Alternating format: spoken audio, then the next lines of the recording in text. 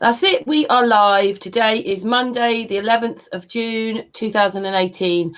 On the panel, as always, Astral and Patricia, part of Sun and Moon, and special guests, Crrow777 and DITRH Dave. Hello. Hello. Howdy. How are you?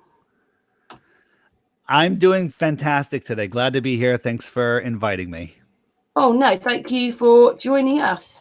And Crow. Thanks. I'm here. I'm sorry. I'm trying to get the other browser open so I can see what's going on. There we go. Yeah, so I asked after our 1-year anniversary party, I just thought I didn't realise you two were such good friends and had so much to say to each other. So I just asked if you'd both come on together, which you said yes. So that's great. You obviously do stuff together, don't you? That's what I was understanding on the party. We've discussed things back and forth. You know, Crow puts out a lot of fantastic information. I will call him one of my mentors, if you will, and we share ideas. So, yeah. Yeah, and I looked up obviously to like your last videos each, which probably like great subjects to talk about anyway. And I'm sure that Crow wouldn't mind your one anyway, but. Crow's last video was, "Hey Judge, I seem to be living in the wrong court. Law of the sea. Sorry, law of the sea." So I thought maybe he'd like to talk about that, and then obviously you two will just get into a conversation. I know you will. And then DITRH's last one is the Sawyer fake launch to hide the flat Earth. And actually, looking at your channel, it's a lot of SpaceX. So you don't like SpaceX on there, do you? Don't like any of the space companies out there.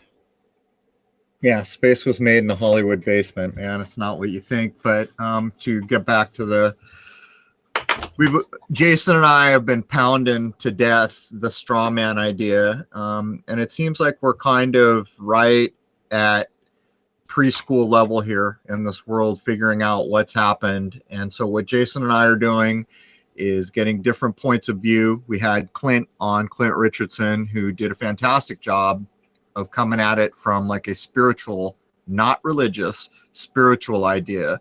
And by the way, people should understand where the word religion comes from. It comes from the idea of being a liege to someone royal, you know, having liege, being my liege to a royal. It's religion. That's what religion comes from. So people who are spiritual may want to rethink being part of a religion, but the spiritual people in this world who do not want to participate in the kind of dark, underhanded fictions that are our legal world, Clint did a great job, but we are not satisfied because we know there are people out there with children. There are people out there that have to live in this society. We can't just drop out and build a log cabin on a mountaintop somewhere. So we are looking for the legal remedies. We just recently found a retired judge in Texas, of all places, who is totally outing how the strawman identity came to be, having to do with the Fourth Amendment, a legally sanctioned corporation that at some point apparently quit telling parents how they needed to register their children. Then the corporation took the names of all the children and made strawman fictitious identities out of them, putting them in trust and trading them in chattel on the stock market. So we're still looking for more people, and we're getting there, but we want a solution where the average human being can live and function in society and free themselves from legal fictions. So that's where we're headed. That's what we're trying to accomplish. Yeah, because most people don't realize that that the law of the sea means we're not sovereign, and we're sovereign human beings, and we need to get that bit back. I was just saying that there to you. For the most part, we're not sovereign human beings. We're born. We are what we claim, basically. And the average person has no idea that when they walk into a courtroom that they are going to be railroaded under admiralty law or the law of the sea, when in fact we should be in a common law court. There are all kinds of people out there that are going to try to argue to you that common law has no place. Ignore them. put up a dial tone in their face if they want to tell you that. We're all free living men and women, and we have the right to freedom. We have the right to choose our own destinies. And as long as we're living under corporate strawman identities, that dead entity that carries our name in uppercase letters is going to compel the living man or woman to do things like get arrested, like have a license, like pay taxes, like all these things it was designed to do. You know, when you walk into a courtroom and that judge holds up the paper with your name in capital letters and says, "Is this you?" If you give that life, you are in fact bringing the straw man into power, and that straw man will compel you, the living human being, to do things. And we've had enough of it. We've put our sights on this. We got our high-powered rifles with laser scopes lined up on it. And we're not giving up until we find some people in the modern era who are finding remedies for people to exist in the world without having to basically live like Neo did once he was pulled out of the Matrix on the green gruel. That's not really a great option in our view, but that's what the Matrix is showing you. And that's why they reference The Wizard of Oz. That's why they reference Alice in Wonderland in the Matrix show. Basically, Neo's being pulled out of the Matrix. It's an allegory for where we all are, living under a fictitious entity at the lowest echelons of society and basically traded as slaves on the stock market. The majority of people that will ever hear this podcast are just like me, the lowest echelon of existence. Oh, not a very nice way of putting it, is it really? The truth, but then it's horrible, isn't it? Well, it's horrible until we all stand up and quit being a bunch of diaper wearing babies and grow a brain. And, you know, rights are a thing that you're born with, but they're yours as long as you demand them. And at some point, probably around 1933, for some reason, the people living in that era either trusted their government more than they should have, or for whatever reason did not examine the things that were being put in place. Prior to the Census Bureau and whatever it was, 1915 being set up, did you know that most births were recorded in a Bible? The family Bible was where the births got recorded. And for people who like to hate on religion, I would point out the Bible is the foundation for natural law. Has nothing to do with religion, nothing whatsoever to do with any religion, but it in fact outlines what natural law is, and this gives credence to common law, or laws that have common sense. After that, up around 1933, the Census Bureau and these other things came into being, and not long after that, everyone's getting a birth certificate, a marriage certificate, a social security number, and that's when it all started to go to hell. If at any time the people of these eras would have stood up and said, wait a minute, why do we need these things? It might have gone differently, but here we are. We know what happened, and now it's on us to stand up and demand better. If we want our rights, we've got to demand them. It's that simple. Really well put. And yeah, my thing is that when you actually work it all out, it's like we're living in an open air prison almost. Well, it's exactly we're exactly that. Hey, Crow, I have a real world situation coming up where I'm trying to figure out exactly what to do. Just the other day, I got a ticket. The cop said that somebody was trying to cross the crosswalk and I didn't let him cross. Completely untrue. And I'm contesting the ticket. So when I go to court, is the judge going to say, is this you? And if he does, do I say, no, it's not? I'm David. I am from the family David Weiss, or what exactly do I say? See, this is a catch-22, and I don't want to answer you because I don't feel like I've heard enough. But yeah, you're in the right idea. The judge will be holding a piece of paper with your name in capital letters. That is your straw man identity. That is the dead entity that will compel you, David, the living man from the family Weiss, to have to do things. The problem here is that I am not convinced that if you go in there and say, I don't want to participate in this legal fiction, but I don't know the proper words to use, that you won't still be bullied and railroaded into a place you won't be. There's people online you can contact. Clint Richardson, you can look him up right now and contact him, or you can ping Jason and get his direct email. He can get you down the road. The problem is you started to make your mistake when you were pulled over. See, when you were pulled over, you should have said, is there a problem? And when they said, yes, show me your license, you should have said, I'm traveling in my personal conveyance. Am I detained or am I free to go? And when he tried to bully you, you should have said, I'm traveling in my personal conveyance. Am I detained or am I free to go? And just kept doing that until you were allowed to release. Because the moment you handed him your license, you entered into a contract. Yes. I almost did that. He pulled me over and I said, excuse me, did I break any laws or did I injure anybody? And he said, I need your license and registration. You didn't let somebody cross. I'm like, did I injure anybody? And he's like, no, but I need your license and registration. And I said, I'm just traveling, trying to go to the gym. And he goes, license and registration. And I gave it to him. And I shouldn't have. You're right. Well, you should have said, I'm traveling in a personal conveyance. And the minute he used the word vehicle, you should have corrected him and said, I'm not engaged in business. I'm traveling in a personal conveyance. Am I detained or am I free to go? You need to say over and over and over. And you don't open your window, you just crack it. And you say, am I detained or am I free to go? In the state of California, you can go on YouTube. The cops, they're already catching on. They're saying things like, what, are you one of these sovereign people? And eventually they do let you go. See, they've got a problem. They can't detain you and arrest you because there's been no law that merits that. That they see broken. So the problem becomes, do they really have the authority to do what they're doing? When they're faced with the conundrum, they've been taught to do it this way, but logically you're saying, hey man, I haven't done any harm. Are you detaining me or am I free to go? They've got a problem.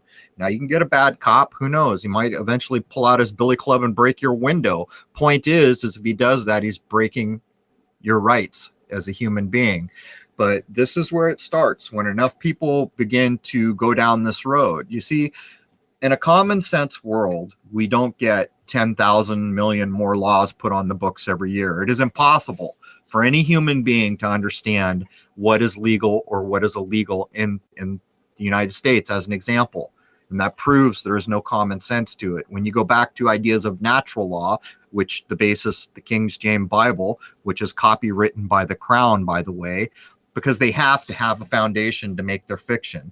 In other words, you can't just invent a fiction without some counterpoint. You got to have your positive and negative poles on everything in this state of duality. Well, the Crown owns the copyright on the 1611 King James Bible. That King James Bible is, regardless of how many people want to hate on religion, and believe me, I have no respect for religion because it's a corporation. All religions are corporations, and they are subject to the corporation of the government who's in bed with them. Religion is not your spiritual method forward. Being spiritual is your spiritual way forward. The Bible does, in fact, outline natural law and bases for common law. When you get to these things, it's like, did you injure anyone? No? Okay, see you later. You know, these common sense ideas. Did you break a contract with someone? No. Okay, see you later. Did you cause loss to someone? Oh, no. Okay, see you later. You know, these are, you know, most of what common law and the way it operates. What these police are doing is not recognizing that they are in fact a corporation, having gone through all this training, thinking they're doing what they're supposed to be doing. But when you face them down and say, wait a minute, am I detained or am I free to go? I am traveling. And they say things like vehicle, you need to correct them. This is not a vehicle. I'm not engaged in business. This is a personal conveyance. And don't answer questions. Just stick to your guns. Am I detained or am I free to go? It's not always going to go the way you want because there are good people out there and bad people out there. But in terms of what you do in court, if I was you, I would start with Clint Richardson. He might be able to refer you to other people. I don't want to steer you wrong. And I guarantee you the language you use when you're in there, if it's accurate, you will see an instant backlash where they try to railroad you or bully you into the place they want you to be under admiralty law. But if you stand your ground, there's really no way forward, because until you give life to the straw man, they can't act. You can also, not that I've ever had to do this, by the way, so yeah, it's a different matter when you have to do it when it's you, but you can ask them what their law of, the judge, isn't it? And they're maritime, and that's the incorrect law for what they're doing. That's the law of the sea. They're basically pirates. You know, that's why we have citizenship. We're all on a citizenship. At some point, the land of the sea apparently became the law of the land as well. I've seen accounts where supposedly there's an artificial high water mark on Pikes Peak somewhere, which is patently ridiculous. I don't know how much truth there is to it, but Jason and I are about to do an episode digging up the accepted timeline of how we got natural law, common law, and admiralty law. In my cursory looks at admiralty law, I was astounded to see where admiralty law holds primacy in the court systems, you know, this district court, that, you know, appellate court, all these things you begin to see. And this judge that I was referencing in Texas that I hope to get on the show, she's basically saying, yeah, they used the Fourth Amendment. They prevented parents from knowing where they should truly be registering their children as a live birth. Then they took that name and created the fictional straw man, which is then turned into a trust. That's the word she used. And that's basically stock. You're traded as chattel. But under these terms, you will never be entitled to own or do anything. You see, people like Barack Obama or the Queen of England, they're entitled to actually own things. None of us are. As a matter of fact, we use currency from a place that makes the currency. In other words, the currency belongs to them. It's the idea from the Bible. Again, the Bible outlines all natural law. One of the things in the Bible, it says, render unto Caesar what is Caesar's, render unto God what is God's. In other words, if you're holding that freaking coin with Caesar's pictures on it, you're pretty sure you know whose money you're holding. That's Caesar's, not yours. So, you know, it begins to show what we've all been shown our whole lives. And unfortunately, religion, corporations called religion, have led us all astray. That man in the black dress up there in front of whatever church you've ever been a part of doesn't have a clue, and he didn't have a clue by design. He was there to lead you astray, when in fact the very book he was holding is outlining the way for a living man or woman to live by natural law. Matter of fact, the whole story of King David is that, you know, I've read the Bible many times. It's been a long time. But if I remember correctly, there's an argument at some point in the Old Testament where people are saying, we don't need a king. We've got God. God is our king. The creator of this place is our king, whoever that may be. And the other people are saying, nope, we need a God. And so you get King David, right? And I think actually, to be honest, there was a Saul before that. Not sure how the story plays out. The point is, there is the very story telling you from when supposedly human beings went from natural law, where the creation we live in provided the law. There is no lie in nature. And then all of a sudden we got this guy, David. There's the switchover. It's even allegorized in the Old Testament. These books have so much to show us, but unfortunately they've been turned into religions and all these other unhelpful things. Thank you for that. Obviously it's dear to your heart, that one. You sound quite annoyed. We're all annoyed, I think, really. But yeah, thank you for saying that. But now that DITRH has said some things, is there any advice you could give him, or you'd rather just look at this a bit more, or he talks to you, or we can pass him David email address. He'll help him if whatever. Right. Dave, you can ping Jason. He'll put you in touch with Clint. I don't know if Clint will give you actual remedies to use in the courtroom, but almost certainly he can forward you to someone who has. We did just have another guest on, but I don't think some of what we got there is foundational enough for the average person to go in and use, because you have to understand what you're doing, and you have to understand what to do if things go sideways. In other words, what you expect to happen doesn't happen. You need to know how to conduct yourself. And again, I will say it for the record, this is all based on a language none of us were ever taught, and it looks like English, but it's not English. It's legalese. It's whatever you want to call it. And if you say the wrong things, then in fact you're putting in motion things you don't even understand. I had a little incident last year, which I kind of tested the theory out, and it worked very well. I'm a kite surfer, and we were kiting on a beach where there are swimmers, but the marine law says that we can kite to the left or to the right of the swimming area. And the town, you know, the people that run the town and everything, they're like, no, you can't. But when the conditions are right, I went out, and the police were there, and he's like, I need your ID. You know, I'm going to be under arrest. I said, I haven't broken any laws. He goes, let me have your ID. And I said, I'm not required to give it to you. Am I being detained? And he's like, just give me your ID. And I was like, I've already told you my name. I told you what I'm doing. I said, you can go check with your boss. I'm not breaking any rules.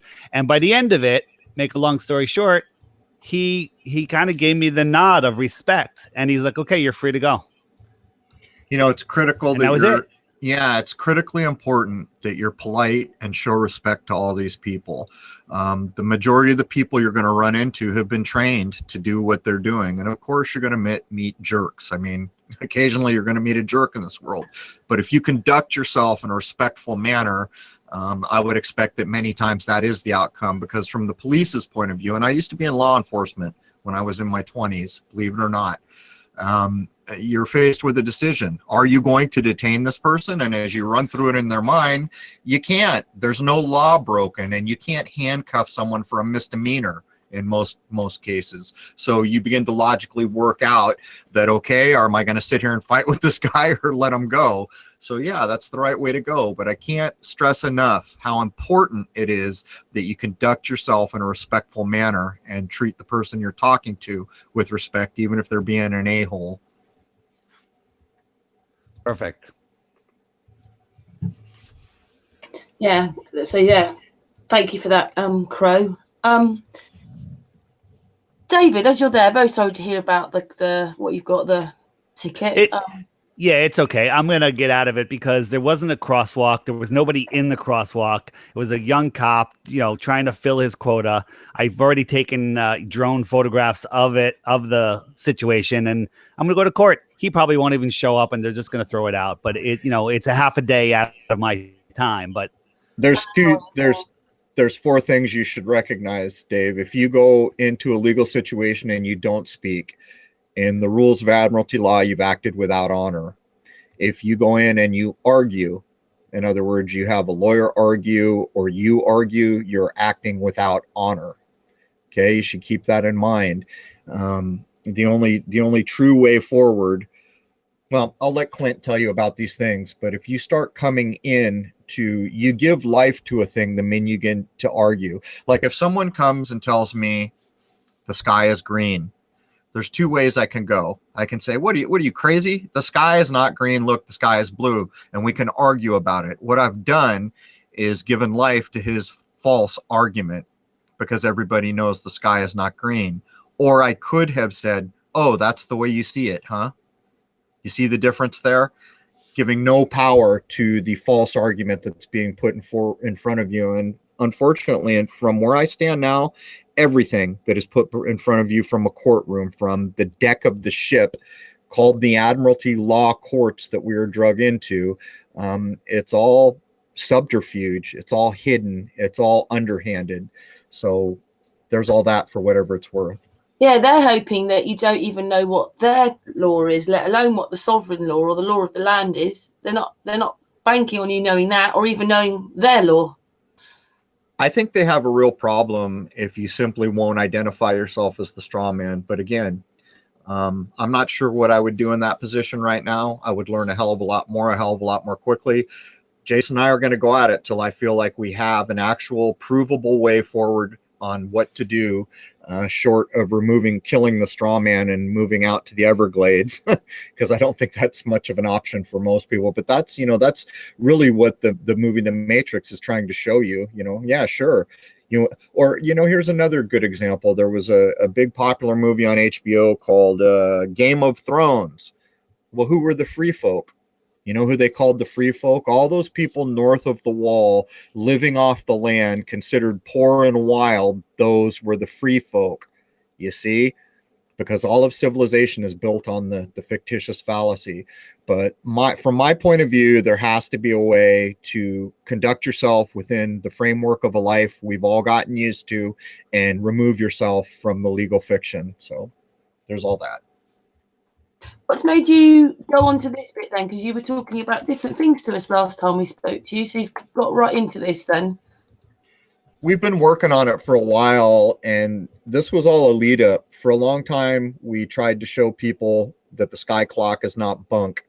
and that the sky clock is part of nature, and that nature tells you no lie. We took a lot of episodes to try to work our way around the idea that astrology is a joke in most people's minds, unfortunately.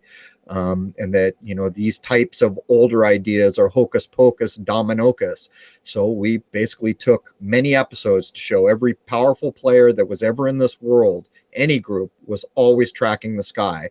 When we got that home, we pointed out that the equinoxes were broken. Then we moved into natural things like alchemy, the natural sciences, and this is where it leads. You see, because the Admiralty law and the digital age we're entering seek to replace the natural world. The people who run this world can never be gods of nature. They just can't be. That's the creator. However this place was created, that's who's the god of this place.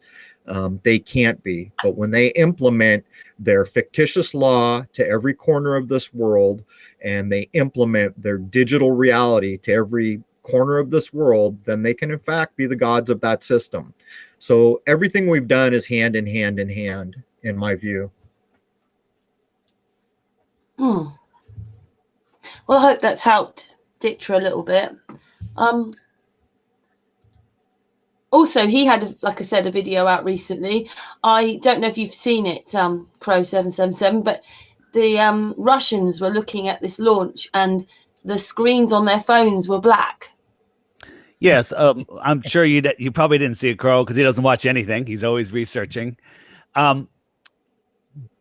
We know that these launches are fake, and I think they launch something. You know, from someone's view, most of the time they're launching something. It's probably not a full-scale rocket. I think it's a rocket-assisted blimp at best. SpaceX had a launch about a year ago where it blew up about a minute after launch, and it looked like a balloon popping. It just disappeared into nothing, a bunch of gas and then just some little tiny fragments of this massive rocket. But they were showing this launch and it just looked wrong. It looked, for one, it looked like a small rocket close instead of a giant rocket far. And then they have a whole group of people in a penned-in area, and they're all holding up their phones. Also, the Americans are going, yay, and the Russians are dead silent. Yeah, so the Russians are dead silent, but they're all filming, and I zoomed in on all the phones. They're all dead black. And people are like, well, you're looking at the phone from an angle. You're not going to see it. That's not true, because you look at where they're aiming the phones. They're aiming them at like the back of somebody's head. And you can also see shadowed areas like on somebody's neck that are way darker than a phone would be, even on its dullest setting. And phones are at all different angles. There's no way that they'd be black. You would see something. And there's many scenes of real situations with people holding up phones, and you can always see they're on. They're never black. So that's not even the biggest troll comments I get. I point out that if you go watch any launch, within a minute or less of the takeoff, they always have birds flying through the scene. Now, birds are everywhere. They're not in on the hoax, but they always add the birds for a three-dimensional reality that's just not there. These people were standing in front of a green screen at best, and the entire thing was just nonsense. But the phones are a dead giveaway. Well, you know, it's funny. Not too long ago, someone came to tell me I was high on peyote because you could watch the old Apollo astronauts go get in the rocket. Took me all of about 3 minutes to show the escape route in case of emergency after the supposed rocket explosions they had. And basically, it's just a little slide that goes down into a fireproof box under the thing. The easiest way in the world to, if you didn't have the opportunity to edit the film to show astronauts get in the top, they just use the escape hatch, the rocket launches. But there's too many tells. We know that a rocket's almost going 5,000 or 5 miles a second. We know that a rifle bullet like a 30-06 goes maybe half a mile a second. We know that people can't withstand these speeds. We know that all the footage they've showed us with their fuzzy dice hanging as they go up out of orbit is nonsense, because anything going at 5 miles a second would be pegged to the wall. But to top it off, there is basically no footage of a rocket going all the way. And as soon as rockets start to do the hard arc, the video always cuts. And I mean, it always cuts. And the ones that don't cut, you can tell flat out it's coming back down. In the case of the launches done around here, they're all going into the ocean. And I don't really think it's arguable. And, you know, think about this too. So America is the greatest space agency in the world. For some reason, they decide to kill the shuttle program and then move everything to Russia, who was our enemy not too many years before that. As a matter of fact, when Reagan was first standing up there as they fake blew up the Challenger shuttle, Russia was our prime enemy. So then all of a sudden they move it all to Russia, and I'll tell you why, because they do it in an area where very few people could ever get out to see it. It's all a scam, and it's all a provable scam in my view.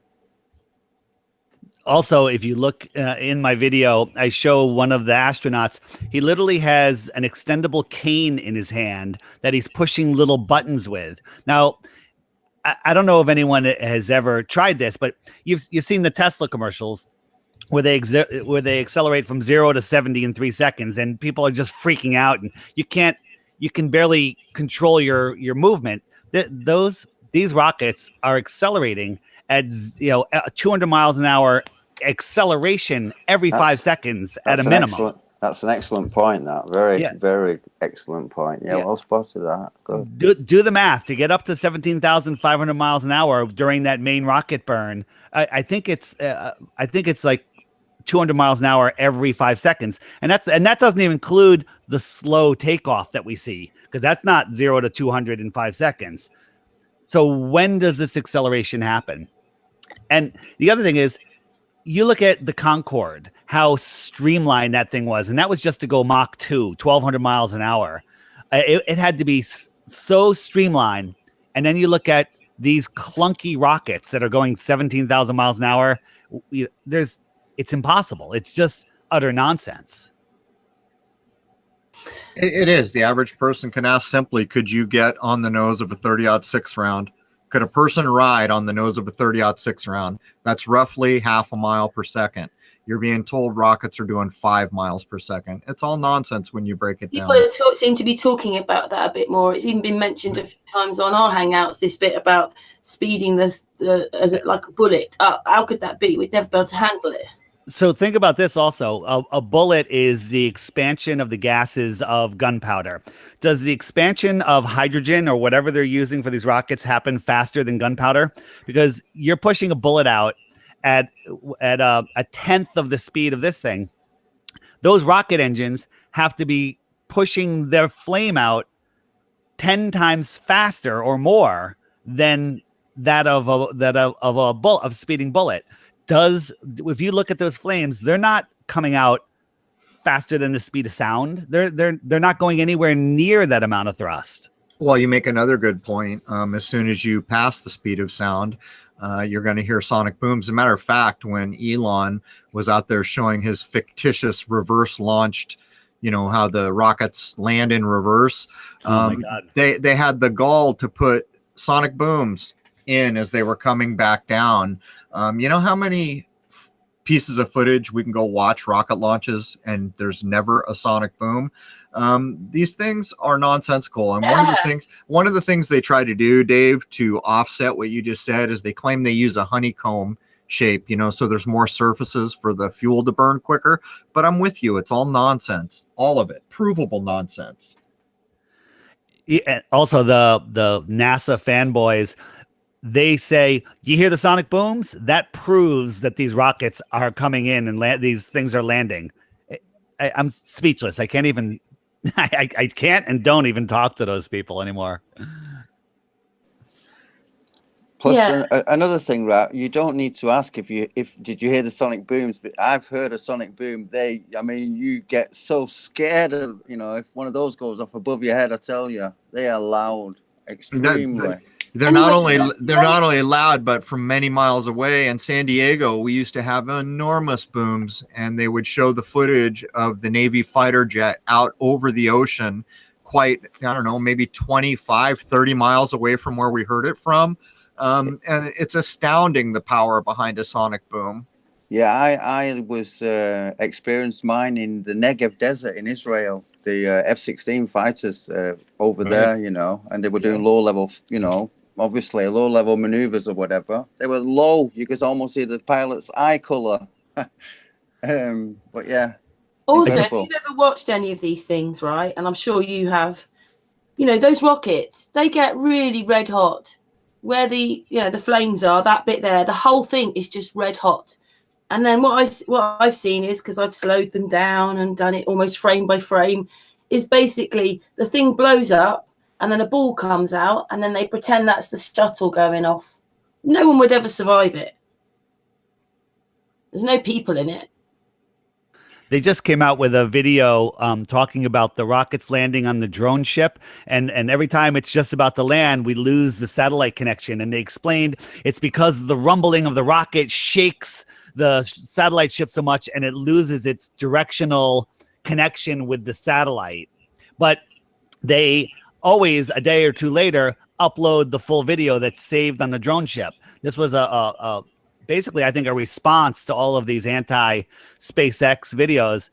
But has anyone ever seen the full upload after they do a cutout? No, I can't find any. We've been looking, but they claim they always upload them. Well, this is actually a pretty simple argument.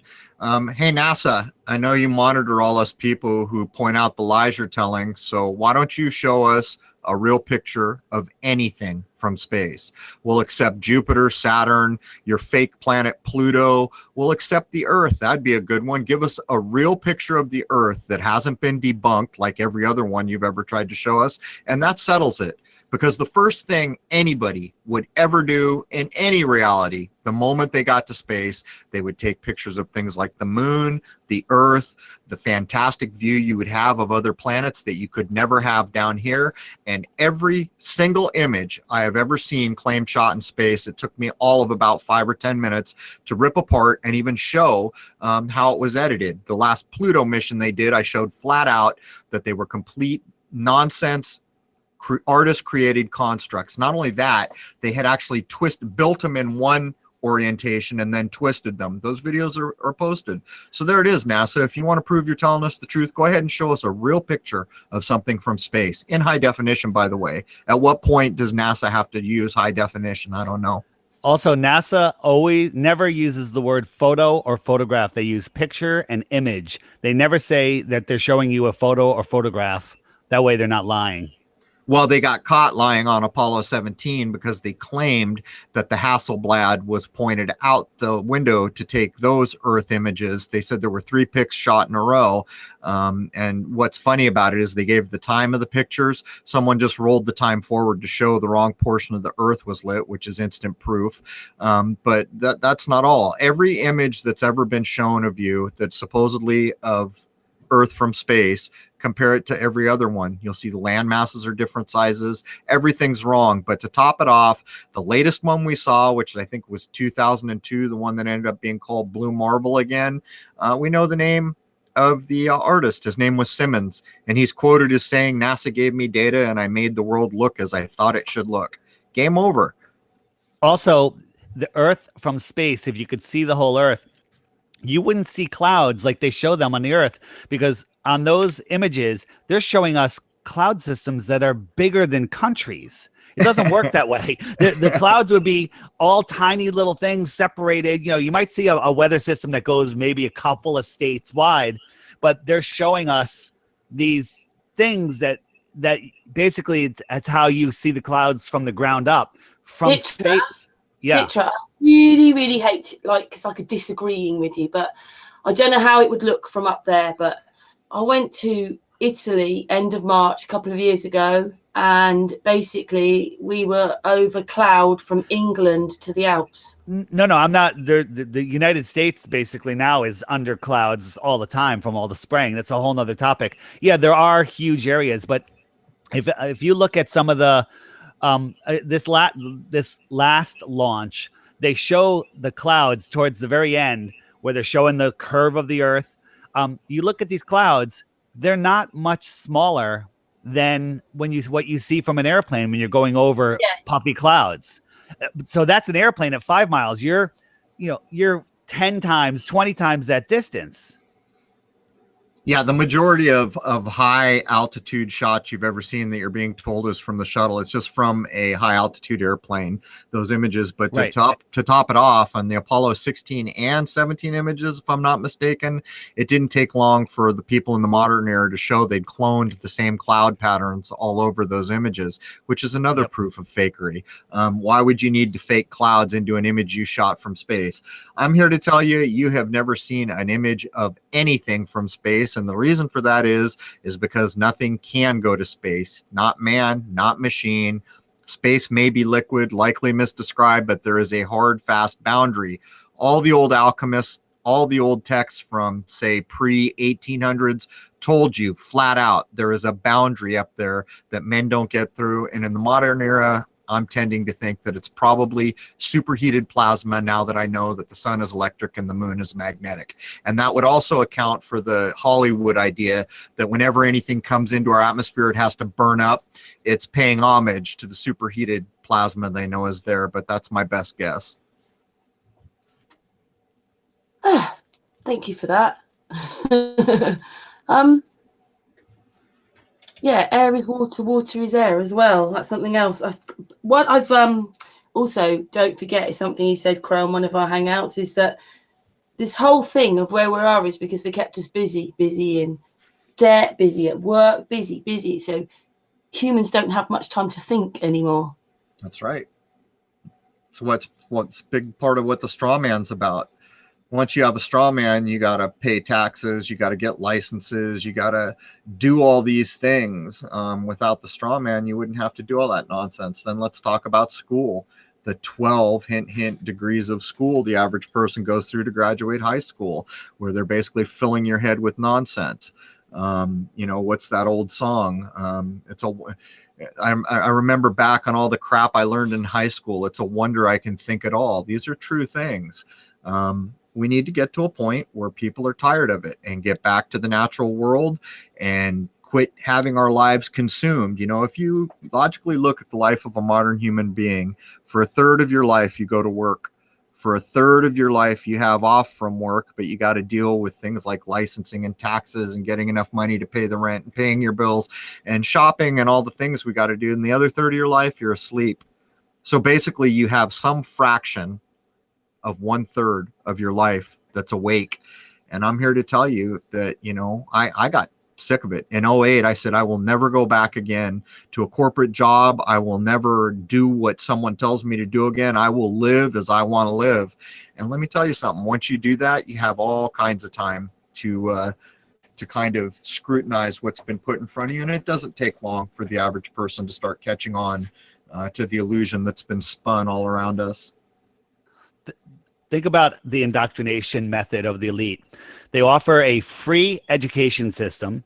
They give you the textbooks and say, memorize these textbooks and you will be deemed smart. And the smartest of you get to teach the next round of people that. All of the textbooks, I think, come from one company out of Texas, I think, Rockefeller funded. They offer those books at below the cost to print them. Therefore, anyone that's trying to put out a counter book, there's no way they can get close to the price. And the schools, by design, are underfunded. And that's it. You've basically told the world that they're smart and you've made them dumb. Yeah, well, you know, memorization and regurgitation is not human learning. So I beg to differ with that whole construct. Human learning, you know, it's hard to get full versions of what used to be acceptable curriculums for young people, like the quadrivium or the trivium.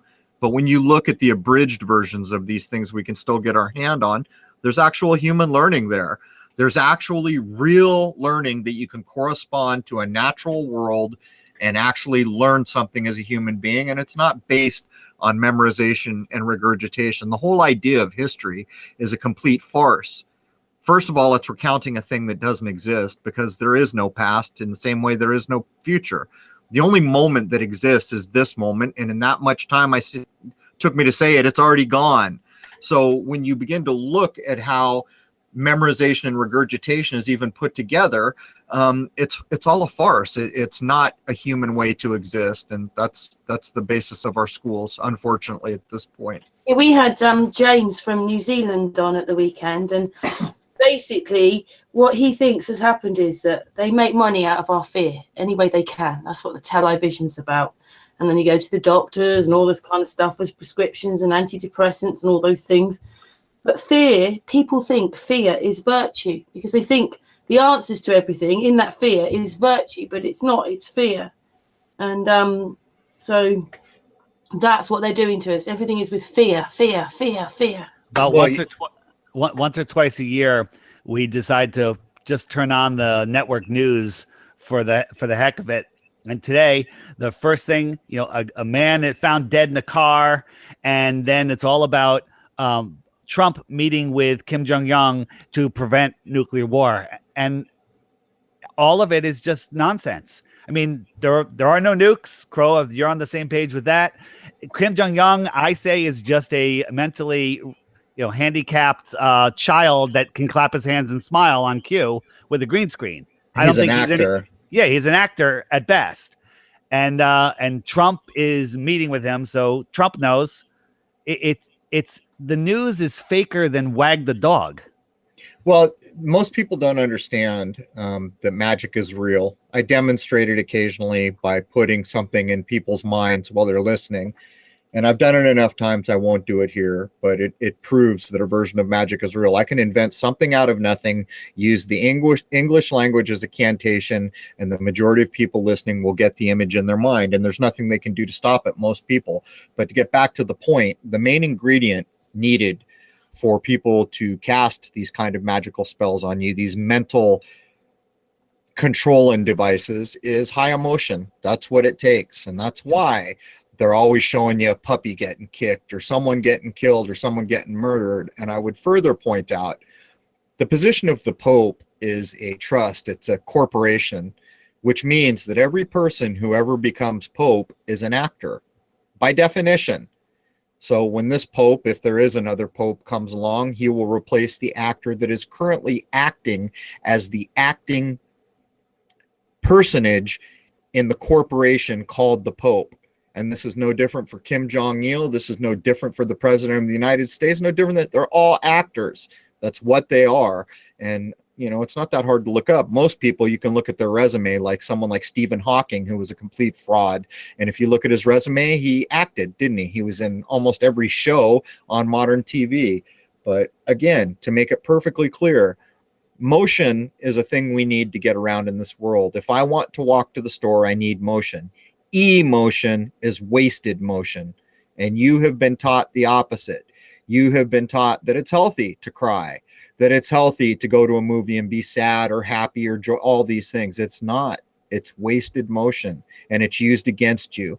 In every case, when media puts you in a high emotional state, there's a spell being cast at the same time that is using that necessary main ingredient of emotion. And when you come to realize this, you'll start to be immune to whatever hidden spell is being cast through color and frequency and language.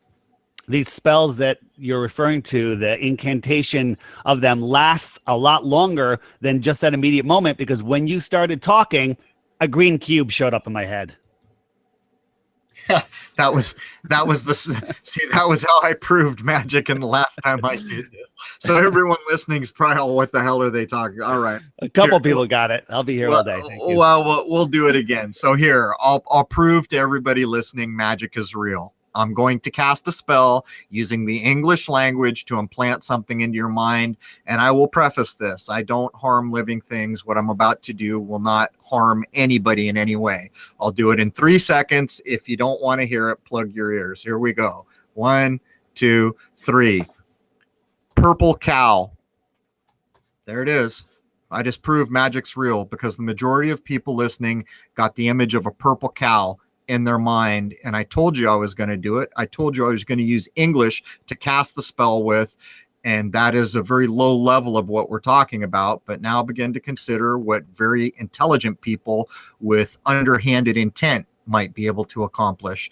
They'll put one hell of a lot more than a purple cow in your mind. Yeah, not good, is it? Does it make you frustrated or angry all this has happened, or you just want to get on with it? Because that's what it seems to me, to the kind of person you are. It's all happened. Stop crying. Get on with it. Well, I get, yeah, I feel bad about things, but I don't feel bad for me. I feel bad when I drive on the freeway and I look around at all the people. That's when I feel bad. And that's when I think, okay, I'm never quitting. I'm never going to stop until someday I could get on this freeway and look around and have even a reasonable expectation that the majority of the people around me are not slaves, that are just having their whole life run at the lowest echelons of existence because some sneaky, underhanded people did things. In terms of being upset on a daily basis, once you realize what's going on, there's nothing to be upset again because you're free of it. I'm almost unprogrammable. As a matter of fact, it's very difficult to lie to me anymore. If I hear 3 words from a television, I can tell you within seconds whether the ring of truth is in it. I don't always know why or how, but nonetheless, I know it's BS, and that's all I need to know. If I hear BS, I walk away from it. So once you get to a point, yeah, you kind of remove yourself, but then it leaves you in a position where you understand certain things, but when you go through life and that nice lady checking you out at the ice cream store, you look at her and think, man, how much better a lifetime could this poor lady who should probably be retired by now be having if she understood what I understood? That's the hard part. Oh, yeah. Sorry, I was very listening to what you were saying then. I felt that was very close to your heart there. Hey, going back to these rocket launches, Crow, what do you think the main reason for these launches is? I believe it's to hide the flat Earth, to make people think they live on a ball and that they can live on other balls, and that other beings can come from other balls to us. I agree. Is that the main reason? Yeah. Well, you realize something about the clever, maybe even enlightened people. They consider themselves enlightened who run this world. They do many, many things with a single effort. So yeah, certainly they're hiding what this world is. But another one of the main things I noticed is the minute in 1966, Star Trek convinced everyone that there was this infinite universe out there, we became specks of dust, insignificant. When in fact, the truth of it is, and all the old writers knew it, and all the old writers wrote about it, even the Pope imprisoned people who wanted to say this, that, or the other thing about the supposed solar system. The truth of it is, this world exists for us. We are the apex of this world. Our minds create this reality.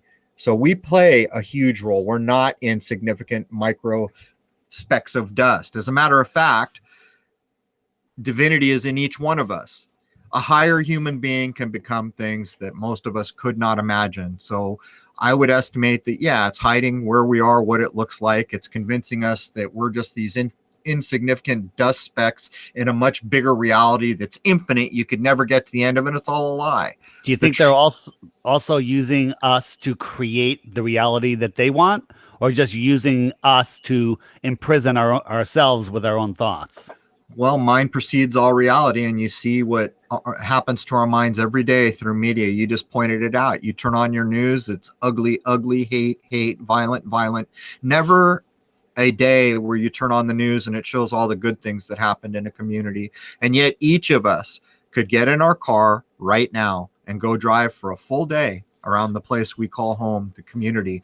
And I'm guessing the majority of us wouldn't see a single house fire, a single rape, a single car accident, a single murder. And yet, when you go home and turn on your news, it will inform you that, in fact, each of those things I just mentioned happened today. And by the way, someone got arrested for animal cruelty because they were kicking puppies. This is mind control, and this does shape the reality. And this whole idea of like the nonsense Anthony Bourdain thing, this is part of it.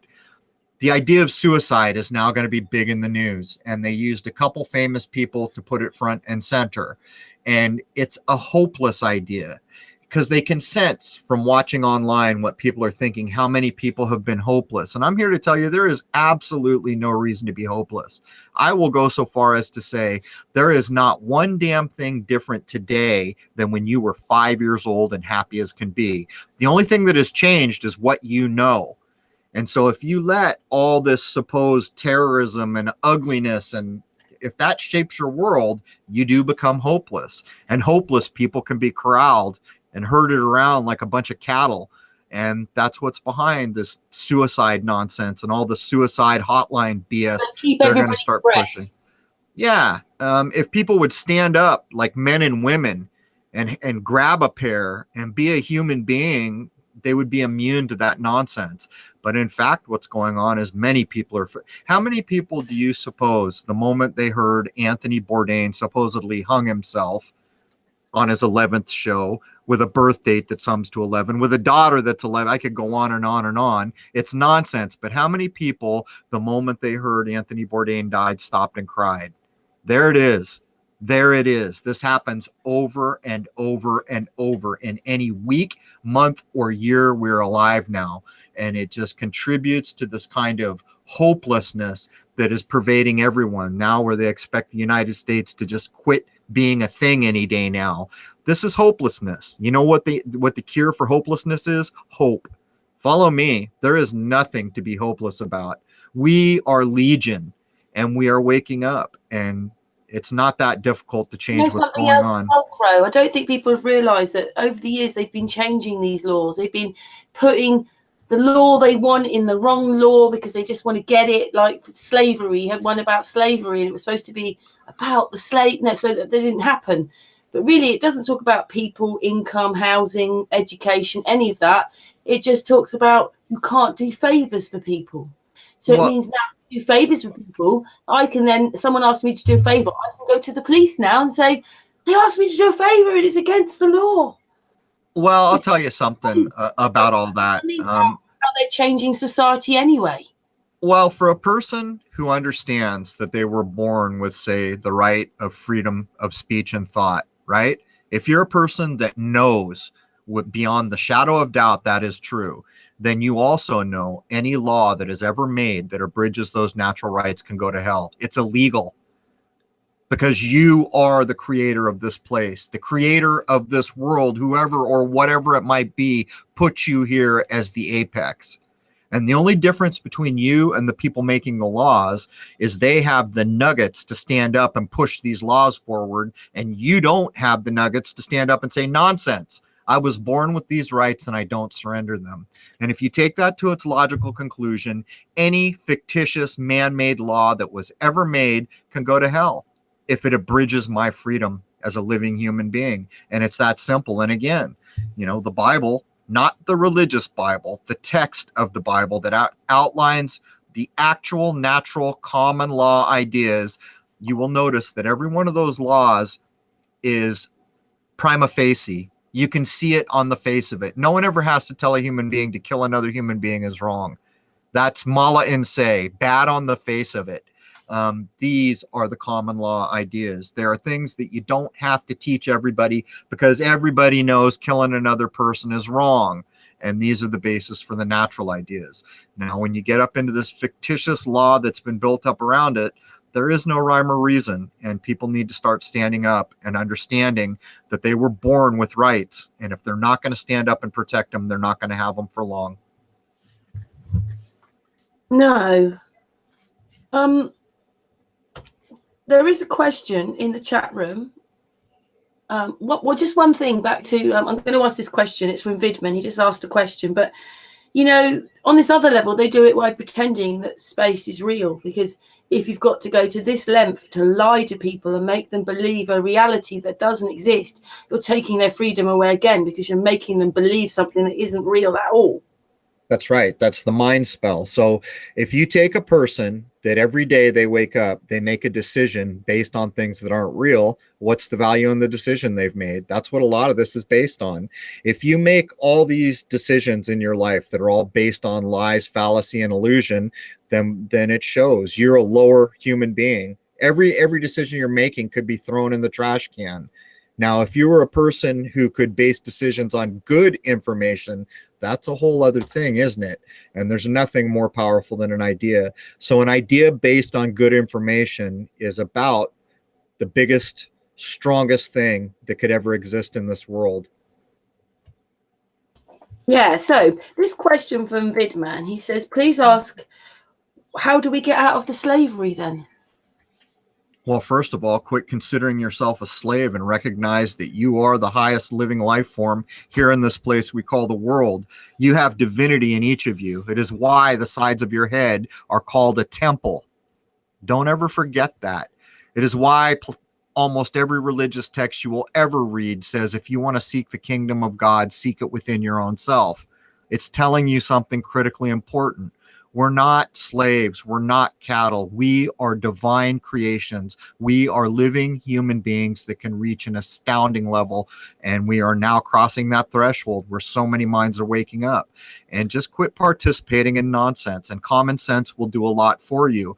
And when you get to the point where you recognize, if you're drug in front of a judge, the magi straight in a court, you know, that guy up there wearing the black Saturnian robe, if he holds up a piece of paper and says, is that you? At what point will you recognize that I am not a piece of paper?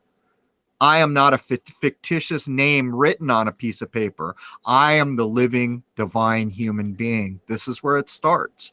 And when you begin to understand these things, you will begin to respect the person next to you. And if these things catch on, it's a bit like wildfire. I don't care how many laws or what is done. Very few people are controlling the show right now. And all it takes is for people to understand their worth. And I will say again, learning to be responsible for themselves, because that's a big bit. All of this is set up so you don't care and you're not responsible for yourself. Everybody else is responsible for you. There's plenty of old alchemical texts that would point out once you become a human being, you have reached consciousness. And when you become self-aware, you are responsible for that consciousness. This is kind of the idea being used against you, where I just told you that when you were born, a straw man identity was set up. And yet what's anyone out there doing about it? Nothing. And when you do nothing, that is taken as tacit permission. That is, when you are told by an attorney you have the right to remain silent, if you do so, in the eyes of admiralty law, you have acted without honor. Because an honorable person would stand up and say, hey, no, screw all this. I am the divine living human being. Who the hell are you to tell me anything? You see, that is acting with honor. It's just a whole other world that has always been there that no one ever told you about. And it's hard to understand until you get back to common sense. So Dave, go on, Dave. I was going to say, so many people that are just waking up to these things, they get depressed. They go, you know, what can I do? There's nothing we can do about it anyway. And that is so far from the truth. As Crow was saying, we are these divine, spiritual, powerful beings. And that's the biggest secret. People say, you know, the flat earth, there's so many more things that are more important. And they start listing off all of the atrocities and all of this stuff. I think that flat earth is their biggest secret, because flat earth is the one that once you see it, you realize that we're not a random speck of dust, that we are in a creation, and you can call that whatever you want. And once you wake up to that, you wake up to everything else, and then you unplug from the matrix. You stop feeding the monster with your energy, and you can use it for yourself. You don't waste that emotion. You can do all sorts of other things with it. And I think that's the most important thing about it. Like, do you think there's a single flat earther that doesn't know 9/11 was complete horseshit? No, probably not, you know, but I would further point out in the allegory of the Matrix, what do you think they're trying to show you when Neo is pulled out of the Matrix, out of the slave life that we all have, the illusion life that we're all leading, and all of a sudden he has all these abilities, right? It's amazing what Neo can do now. Neo can bend some rules, he can break other rules. This is showing you that we all co-create this reality. And Neo in that allegory is the first person who's beginning to raise up and demonstrate that each one of us is co-creating this existence. And if you are a slave and downtrodden and living in illusion, you ain't co-creating much more than paying your bills. But when you lift up above that and realize that you truly are a divine human being, just like everyone else in this world, you co-create this place. And maybe a generation or two from now, if people benefit from what we've tried to do here, there will be people who can do amazing things in this 3D material reality. And that's what it is all about. It's all about keeping us retarded and herded like cattle. And there is a reason for doing these things beyond riches and control. A big part of it is because they understand there's so damn many of us. If enough of us woke up, guess what? They wouldn't have all the power anymore. And that is the last thing they ever want to see. Yeah, because then we don't need them. But we don't need them anyway. Yeah, what's that? You know, they used to do it in all the movies, like all the Greek god movies.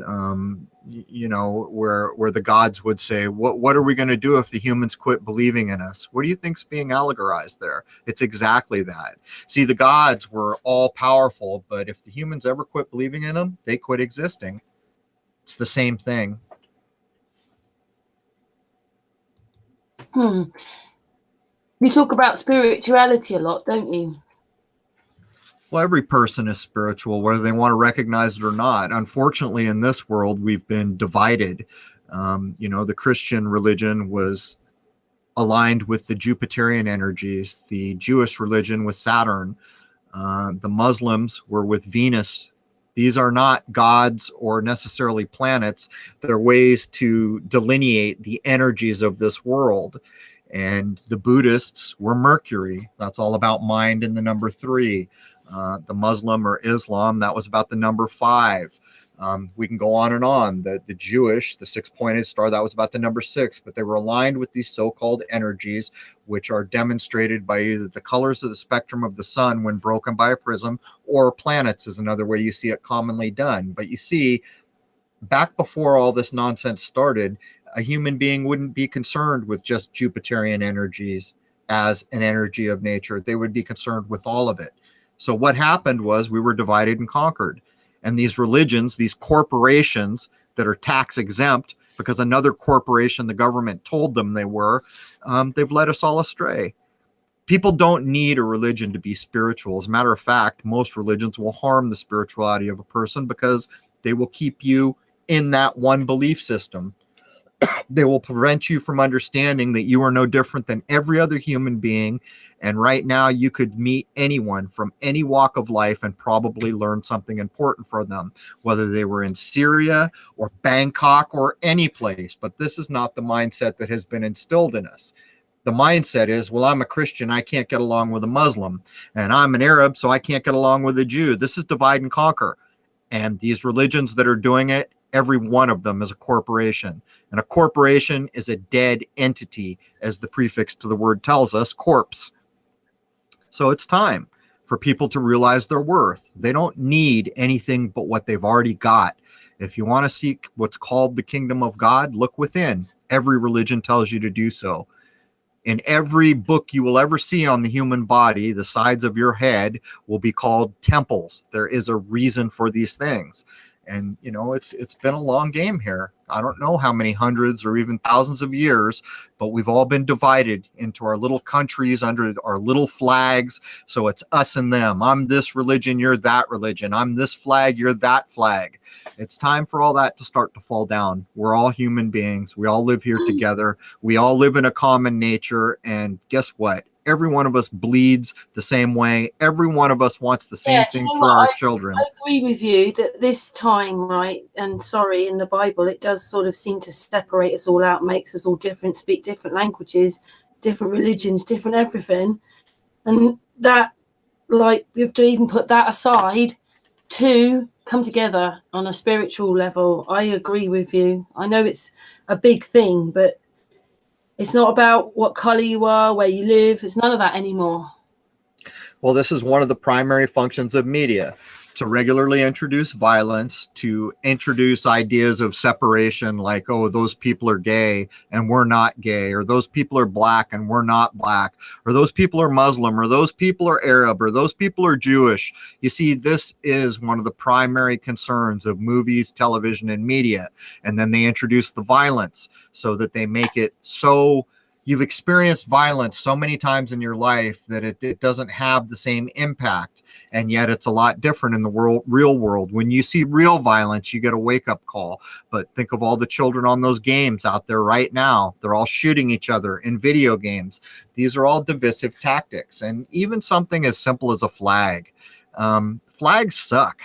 I don't respect the flag of the United States. Nothing. I don't give a damn if it falls on the ground and burns. It's ridiculous. There is no reason for this us and them. Why is anyone in America any more important than someone in Canada or the UK or Botswana or anywhere else? We're all the same. We're all in the same boat. We're all struggling in this hardship that we call 3D reality. And this is the time when we all begin to wake up and come together a little more and begin to recognize this truth. And when they can't divide and conquer us so easily anymore, I'm not sure what will come next. Oh, well, I'd like to give you a big flat earth hug. I know that you don't put yourself into flat earth, but I always say flat earth hugs, and thank you just so much for those words. It's very positive, and yeah, we've got to move on, I suppose, haven't we? How much time do we spend? We need people like DITRH. Astral has many ideas about tests and things. We need people like that, but we also got to move on, otherwise we'll be here in another 20 years. Well, we've laid the groundwork. There's no guarantees in this world. You know, maybe someone 50 years from now will find some of the things we've said in a sock drawer on a thumb drive, and that will have made the difference. Who knows? Maybe what we're doing now will make a difference in the near future. The point is if we don't stand up and try, then we are culpable. We are little babies in diapers, too afraid to do what we know is right. And the right thing to do is stand up for what you feel is correct. And the right thing to do is understand that your children and someone else's children is coming behind us. And right now, there are efforts to silence their free speech, silence everything, to divide them, to conquer them, to put fear porn in their ears all the time. So here we are. What will we do? For my part, I'll kick, I'll fight until I can't anymore. And I hope other people will join me. I think they already are. We talk about a lot of the stuff that you do on Sun and Moon anyway, in a way. And yeah, we get through this. Is Astral there? Astral? It's gone very quiet. Yeah, we talk about this kind of things. And yeah, it's really positive. What's DITRH's view on these things? Is it like Crrow's? On which, absolutely, that we. Go ahead. No, you go ahead. Go on. I am here. Go on. We're on the same page where we are these incredibly powerful spiritual beings, and the only reason people have control over us is because we give it to them by design. When you, I don't want you to say no. I just want you to not consent and ignore all of these things that are asking for your freedom. Free your person. Things work out very well for me because I've taken myself out from most of that control system. Screwed up the other day with the police officer, but we'll see where that takes me. It'll be a good learning experience. But how many people will try it because they just heard you try, and then it's only a matter of time before it starts to work and many people begin to understand. And then that means the rules got to get realigned where the cop won't be so ready to pull you over because the tail light's out. Right. Can I just interrupt you there? Has any of you seen Dave Murphy? Because he did a little episode on it. Yeah, it was quite a while back now, but that was to do with being pulled over by the police and what have you. What he said. That's probably where I got the idea to not give him my ID and speak with him, because I've heard other people's story. That's the reason I repeated that story, because other people will try it too, and now I'm taking another step. So we're all just getting better at it. Crow did 2 episodes, his last 2 episodes, 110 and 111, if you will, were on this, and I've listened to them twice. I think I need to listen a third time, and we're all just getting better. So everyone's just got to give it a shot. Just go with it and stop giving your power away to these, powers that want to be. That's it, man. Don't be afraid. There's no reason to be afraid. Just be polite when you interact with people. But anyhow, folks, as I announced on my last episode, I've migrated my site away from the EU guidelines, and I've got some things I got to get done here today. I want to thank Sun and Moon for having me on. Thanks for all the panelists. But I've got to move on here. I got a million things to complete before I can be 100% private on the Crrow777 radio website. Right. And if anybody is not subscribed to that, you must subscribe. It's the most well-researched podcast out there. And it's cheap. It's too cheap. It is too cheap. It's starting to cost me more and more in Reddit, but I'm resisting raising prices. It's basically a cup of coffee, and I'm going to keep it that way as long as I can. And I have a special offer for all of you listening here. If you subscribe to Crow, you get a lifetime subscription to the Flat Earth podcast. Hey. Wow, man, I'm going to have to autograph your tidy whities or something. You can frame them on the wall. No, I'm kidding. My podcast is free, but thank you. Well, from the chat room, thank you very much, because I'm sure they'll say thank you very much because they realize yeah. And thank you so much for being here with us and with DITRH.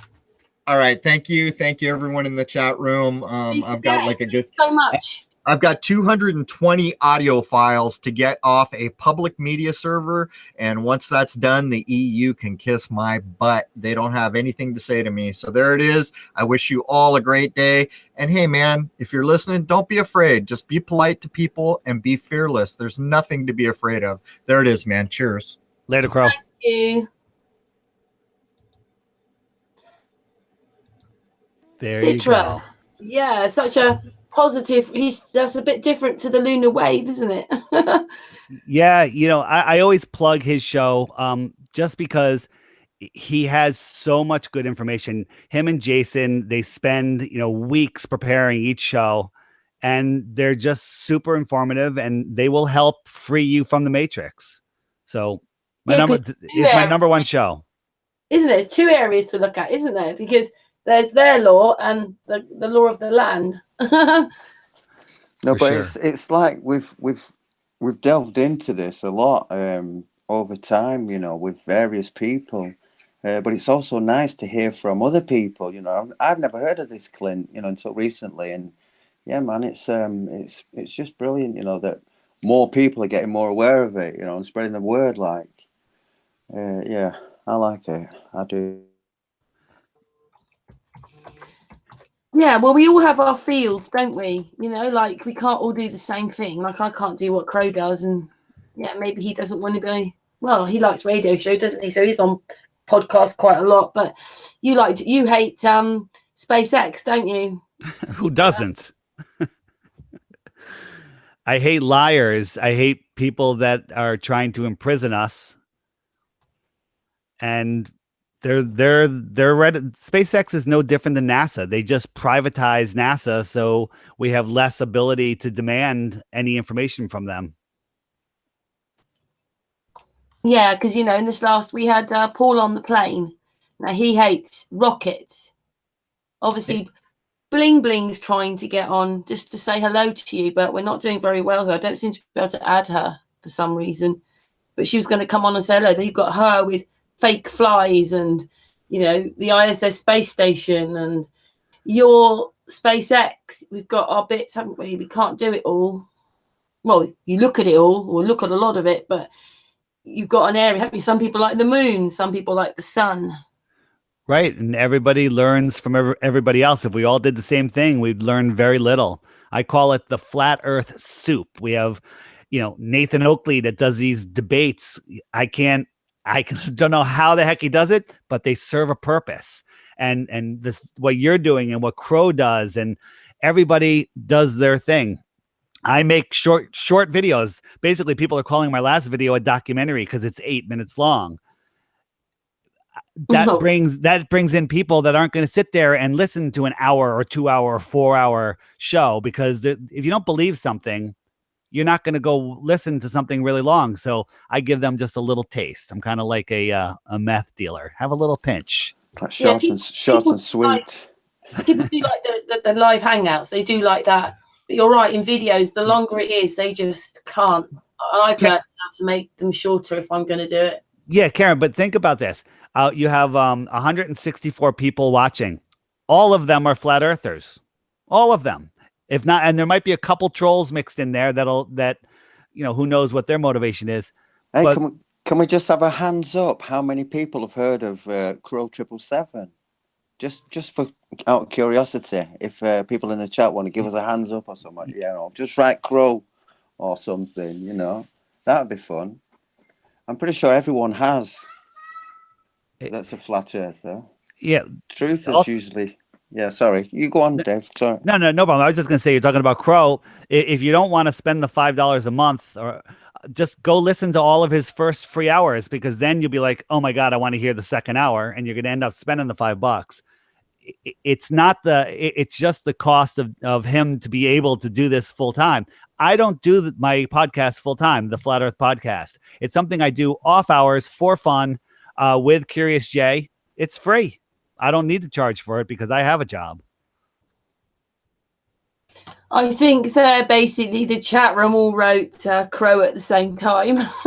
There's a great big wave of people going through saying, yes, Crow. So there you go. That's answered for you, Astral. Shout out to Conspiracy Music Guru, the guy with the fake English accent, the cowboy. He's in the chat. Hey, can I just say a big hello to everyone in the chat room, and thanks for joining us. Yeah, as I say, I was trying to get Bling Bling on, but we're having a little bit of a problem here. She says her computer's crashing. She wanted to speak to you and say hello to you. She says you support her and stuff. She was probably inspired me to do my last two NASA or SpaceX videos, because whenever I see her videos, I'm like, I just saw something, and I would go in. Did you guys see the video I did before that about the Falcon? It's fucking heavy. Yeah, talk a bit about that one. So another fake launch, and I was pointing out all of the discrepancies with it, but I had to, with parts where I was slowing it down and there was no sound, I wanted to put some sound in there, and I heard the guy say it's Falcon, the Falcon fucking heavy, or no, the fucking heavy, it's fucking heavy. Excuse me, I'm not swearing, by the way. I'm saying Falcon or whatever. So I took it and I spliced it in there, and I was like, hey, that's pretty funny. And I did it a few times, and that's what dominated the video. Everyone thought that was the best part of the video. It was just an afterthought. So on my channel, DITRH, check it out. It's the second video from the top. It's short. I think it's 2 minutes long. And it's kind of funny, but it shows just the different camera angles and smoke, no smoke, different skies. Yeah. All sorts of issues. There's parts on it that I didn't even point out that I noticed after the fact, because as I'm making these videos, I keep noticing more and more and more, but I can't list them all because I want my videos to be short. If you watch where they cut from the ground shot to the up shot, where the smoke on the ground is shooting hundreds of yards past the water tower or whatever that is, then the next shot, it's barely making it to the water tower. And there's no way to explain that with angles, whether you're higher or lower, wouldn't matter. It's all fake. Yeah. It's all fake. I was just going to say, like, well, how can the car even survive being up in the thermosphere and the ionosphere and all these other troposphere and God knows whatever else they have up there, super stratosphere, and how it's going to melt my assosphere up there. Nothing's going to survive. Melt my assosphere? Yeah, melt my assosphere. Yeah, just my assosphere. That's good. Melt my assosphere. Yeah, that's a cool one. Is that Yeah. above the thermosphere? It's somewhere up there, yeah. Or it's hot up, where the hot up sphere? it's where the NASA lies begin. It's that boundary, right where the NASA lies begin. It's right where the vacuum of space goes from positive to minus, negative, you know. It's right there. Sky Watcher says, I love the blank cell phone screens. Thanks. Did you guys hear the latest episode of the Flat Earth podcast where I had the son of an astronaut on? No, I didn't. Not So yet. it's available on iTunes, SoundCloud, the Flat Earth podcast. We had the son of an astronaut on who, if you want to talk about just lost in his own beliefs, you got to take a listen. It's unbelievable, the stuff that he says.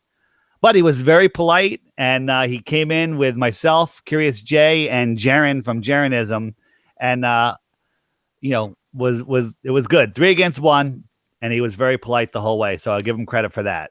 Delusional, lost.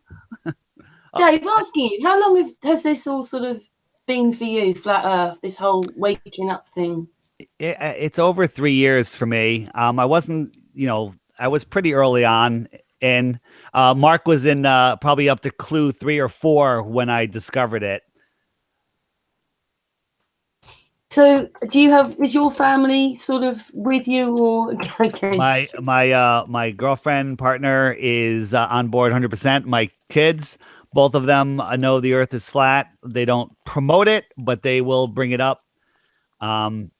And my girlfriend's daughter in college, she knows, she brings it up in discussions. She's always texting me, send me a video on the moon, on the eclipse, send me this. So she is talking about it. So yes, I'm surrounded by people in my immediate family that know. My mother, 93 years old, knows the earth is flat, tries to tell the other people that, in her community, they don't want to hear it. Yeah, I think those that have looked into 9/11 have that head start maybe against, well, I don't mean to put that as a word, but like that, but against the other people, the ones that haven't woken up. Because if people still believe aeroplanes went in, and I promise you my parents do, so we don't talk about that then. Yeah. No, that's kind of a benchmark, isn't it, in a sense? Yeah. If you believe that, you've got to believe the flat earth in this, in that way. The astronaut's son is, I didn't know him from the community. Somebody told me it's M. Scott Veach. And I guess he pops in on, chats all over the place. A lot of people say he's a paid agent. I just think he's a mind-controlled kid from birth, and he doesn't know. Either way, it doesn't matter. Either way, he's an agent, whether he knows it or not. I think he believes what he says, but it doesn't matter either way. It's nonsense. Yeah. Did you ever? What is it exactly that he's saying? Oh, you gotta. Just for an example, give us one example, what did we ask him?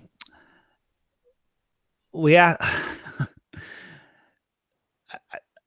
I can't even think. We asked him everything. Somebody in the chat. What do we ask him? You put me on the spot here. You got to give me a second. It'll come to me. Yeah, don't stress. Sorry, mate. It's all good. Just chilling, hanging out. How's Patricia? I've not said hello to Patricia yet. Exactly the right thing, don't you, when you want to answer? Because I just said the word against. I don't really want to use that word, but that's the word that came into my mind. Oh yeah. All right. Now it's coming to me. We talked about how the astronauts contradict themselves. We can see stars, can't see stars, and he's like, well, they were coming around the sun side, and it was a transition, and he's just making crap up. It's ridiculous, and I brought up the blank phones, and he's of course oh, I don't know, I haven't seen that. Anything that he can't answer, he goes, well, I don't know, I haven't seen that, and then he just makes up excuse after excuse after excuse. theflatearthpodcast.com. Got to listen to it. It's easy when you're driving. You're going to see that eventually. So it's you found it. Why would they have blank screens on there? Why, if they've gone to all that trouble, they just don't paste something? I'll tell you why. Because they're in front of a green screen, and if they had their phones on, they'd have green screens on there. So they can't have their phones on. I did a similar video, which has been removed from the internet when my channel came down, where Hillary Clinton during her campaign wasn't there at a rally. She was green screened in. And everyone's cameras showed the stage, but Hillary was missing. Everything else was on the stage. It wasn't in the exact right positions, but Hillary was missing from their screens. So maybe that's what made me look at the phones again on the NASA one, and I hope other people do it too. So again, to make us believe that these launches are real. Because people say, what about the thousands of people that saw it and filmed it, the hundreds and thousands of home videos? Go try to find a home video of that launch from all those people that filmed it. The couple that I found, when it comes time for the launch, it's the exact same footage. It's not from a different camera. It's the exact same footage. There's no two different shots of that being launched where you can see it. There's one that I just found where it's so far in the distance you can't even tell what it is, but all of those people that were there filming, there's no amateur footage of it. No, they wouldn't be, would they? Because they can't, because they weren't filming anything. Right. But can I just say something, DITRH? Bling Bling's managed to get on. Hey, how is everyone? Oh, hi, Nah. Bling Bling. Hello. Hi there. Hi. I had such a problem. I don't know. It's like all these problems whenever you get into a hangout. Just a million, but it's fixed. She's here. Yeah, you wanted to come on and chat with DITRH, didn't you, a little bit? Because you said that he supports you and stuff like that. Oh, that's wonderful. Yeah, and who said that was David? It kind of when you. Hi, David. Oh, I finally get to talk to you. There you go. You're such a great, sweet person. I just love you. She supports me, lets me steal her material. That's fine. Steal away. That's no problem. Let's just get the truth out there. And by the way, on my videos, I say this all the time. Anybody can take my videos and do anything they want with them. They can take pieces of them. They can cut, do whatever you want, mirror them, change them. It's all for getting the information out there. So I don't care. Nice. Mind you, you know that the haters will take that in a different way. Of course. Exactly. Thanks for saying that. That's really nice. It is very nice. Is Crrow777 gone now? I don't see him in the chat anymore. He had to go. He's dead. But luckily, Dave stayed on, so you can have a little chat. Yes, I'm so glad that you did that. Yeah, it took me forever to get going on this. I had to finally move to my laptop, and then that wasn't charged, so I had to get some juice going on that. I have 3% now, so seems to be working for now. So what did I miss? Because I lost like 15 minutes of conversation. Well, you missed the first 25 minutes when we was actually just talking about you. It's purely you. So you'll have to. No, I'm joking. Do the playback. Yeah, really Crrow's leaving with let's grow up, be more spiritual. Sure. Move on. Absolutely. Now his thing is sovereign law for yourself. People don't realize how powerful and how true this is, because when you wake up, it's like going to see a magician and knowing exactly how he does the tricks. The magic doesn't work on you anymore, and you stop giving your energy to him. He wants your wow energy. Well, they want your fear energy. And once you realize that it's all fake, it's all nonsense, and you stop feeding that energy to them, you've disconnected from the system and you just freed yourself. And now you have that energy to do your own thing with. And you'd be amazed on how your life will change or has changed once you know these things. Absolutely. But it's kind of sad when the tricks are exposed as far as like illusionists, because it's so amazing to watch, right? And then you find out that there was like a secret hallway and they're all running down it because you thought they were all magically disappeared, to find out they were running down a hallway. So Right. I don't want to know their secrets, but I do want to know the secrets of the space station. You know, now that's not spoiled because we already know it's totally fake. Let's just find out like exactly how, because they use so many different mediums to pull off their illusions. And they are no different than Chris Angel or, you know, anyone that has a YouTube channel that does some pretty amazing post-processing work. Like Zach King. I don't know if you've ever watched any of his videos, but like he can basically do anything, and it doesn't even look, there's an edit in it. Crack open an egg and get a live chick pop out. You know, smash something down on the table and it turns into Skittle candies. Or, you know, if you've ever seen his space video that he did with cats, you know, with their little lightsabers, amazing, like mind-blowing. So if he can do that with his little budget in his house, you can only imagine what big government agency like NASA can do with their money. True. I don't think NASA gets $52 million a day. I think they're just taking $52 million away from us. Yeah. And NASA doesn't need money. They do whatever they need to do. And they don't need money because they are the controllers of the money. That's very true, right? I don't know. Did you watch? They want to start those horrible wars, don't they? Sure. Did you watch the? Sorry, carry on, please. That's all right. I just wanted to know if David watched the Soyuz coming in to, you know, attach itself to the space station. I did not. Was it ridiculous? Well, yeah, you know, all the 3 astronauts that were staying on board all had Hawaiian shirts on, which looks so stupid. I guess the American that's come on, this new woman, must have some Hawaiian connections or something. But what I always find funny is they do it immediately after, you know, they've docked, they open the door, the 3 astronauts come out, and they immediately go to a press conference that all of their families are in attendance to. And I always kind of laugh. It's like, you mean you're not going to give them a chance to change their poopy diapers? I love when they put a blanket over them when they come out of the capsule, and then they they come home, yeah, they cover them with a blanket. Hey, I just remembered another thing Veach said.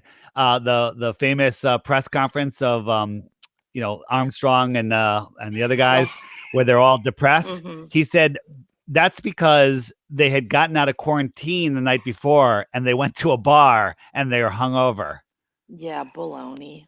I'm sure they let them out to go to a bar, right? Like they're so controlled. Well, when they got out of quarantine, they immediately went out to a bar like any of us would, and they were hungover. That's why they were acting like that. And it continued. The nonsense continued. I think they went up the tower, came down that slide, and then sat down in those chairs and drank from that nice bar down there. You know, how do we even know? How do we even know that when we saw them going to the tower, that wasn't filmed days beforehand? Exactly. I don't even think they went down an emergency shoot. Well, exactly, right? Even if they did, it could be either way. Even if they did, yeah. I mean, that's a good little party that they might have had down there. You know, it's all one big they had propaganda things, film, didn't they? Yeah. You know, yeah, exactly. I'm sure everything is filmed separately and then all put together, because I know that, you know, the space station, you know, is not under a pool, where when the astronauts are inside of it, you know, doing their thing, that's separate. And then a spacewalk is another separate place where they do that as well. And then everything is, you know, edited all together. And I don't believe anything is live when the astronauts are, you know, working towards, you know, getting the Soyuz like hooked up, you know, to the space station. Like that's probably everything is separately done. It's all they do. They make movies. It's propaganda. They're very, very busy doing that. And today, I would like to see them. I would like to see the astronauts do something that they do on a spacewalk just here on Earth in a regular room in their full spacesuits, handling the drill gun and everything else. They can barely hold on to anything in those things, let alone do it floating in weighs five- space. The spacesuits are 400 pounds, they say, so they wouldn't be able to, Oh. wear them with the gravity and all. It would be too heavy. I think it's really Oh, that's strange right. having them all up there in the most dangerous place you could ever be, and they're all in t-shirts or Hawaiian shirts. Like, they wouldn't be partway even ready to get in case there's an emergency. I just think it's... They never show drills. They never talk about drills. And many people ask them, what's your day like? And they never say, well, every day at this time, we have to participate in drills for emergency situations. Never. And I mean, I worked on a cruise ship, and every cruise, not only do the passengers have to participate in an emergency evacuation drill, all of the crew members several times a week have to participate in muster drills, where they have to go to their muster stations and pretend to do their job. And they also through life dinghies and life rafts into the water. We had to practice that. Go to those places where there's just bags upon bags, and then those things are stuck behind them. They've got to fight their way through those things to get to the suits. That thing is full of bags, isn't it? Oh, it's silly, that narrow area where they actually have to like squeeze through to go to the Russian segment. That's probably where, when they are doing the 0G, that's probably where the pilots, just around that area where the pilots are sitting, because it gets very loud there. Like, where often you have heard the sound of an aircraft engine, where they like to say that's that's their air conditioning systems and all of that nonsense. So, Here's they have. I've wondered. Sure. How about you're in 0G, so your stomach acids are floating all around to your, up towards your esophagus and stuff. You're eating that bagged garbage food, and your vestibular system is all turned upside down. No one's ever thrown up in space? That's impossible. Well, Chris Hadfield did a whole video on the space throw up bag. I don't know if you ever saw that, where he actually demonstrates how it works. But don't they have GERD? They would all suffer from like terrible GERD, because all that acid up in your throat area would cause terrible burning. But no one ever, mentions that they have any problem. They just say that they've gotten a little bit taller being in space, and their eyes are sometimes changed from being in space.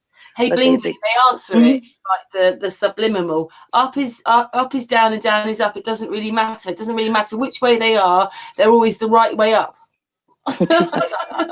Yeah, they have no sensation in their head. I love that. That's why they show videos with their heads always cocked to the side when they're, attached sideways to a wall. There'd be no reason other than what they're going to say, because they just wanted to be able to look straight at the camera instead of having their head turned at the camera. I'm sure they would probably say that would be the reason. But if you watch the interview that they did, like I said, they get off Soyuz, immediately do a press conference with their families in their little poopy diapers. And the newest, I think, is it Sabrina, the new female American astronaut, someone said, her family said, "We are so proud of you." And if you watch her face, there's such a look of tremendous guilt and sadness that comes over her face. It's not pride. It's not, getting emotional, because they're so proud of me. It's like, I'm lying to my own family, and I feel like a complete heel. It was just so obvious. And then there was one of the Russians in the back row on the left. He kept looking at her, and he looked really deep, like guilty as well. So it just, they can't always hide their emotions. They are humans. They must feel some form of guilt at some point or another. Bling, I did watch some of the Soyuz. I turned it off, but some of the Soyuz approaching the ISS.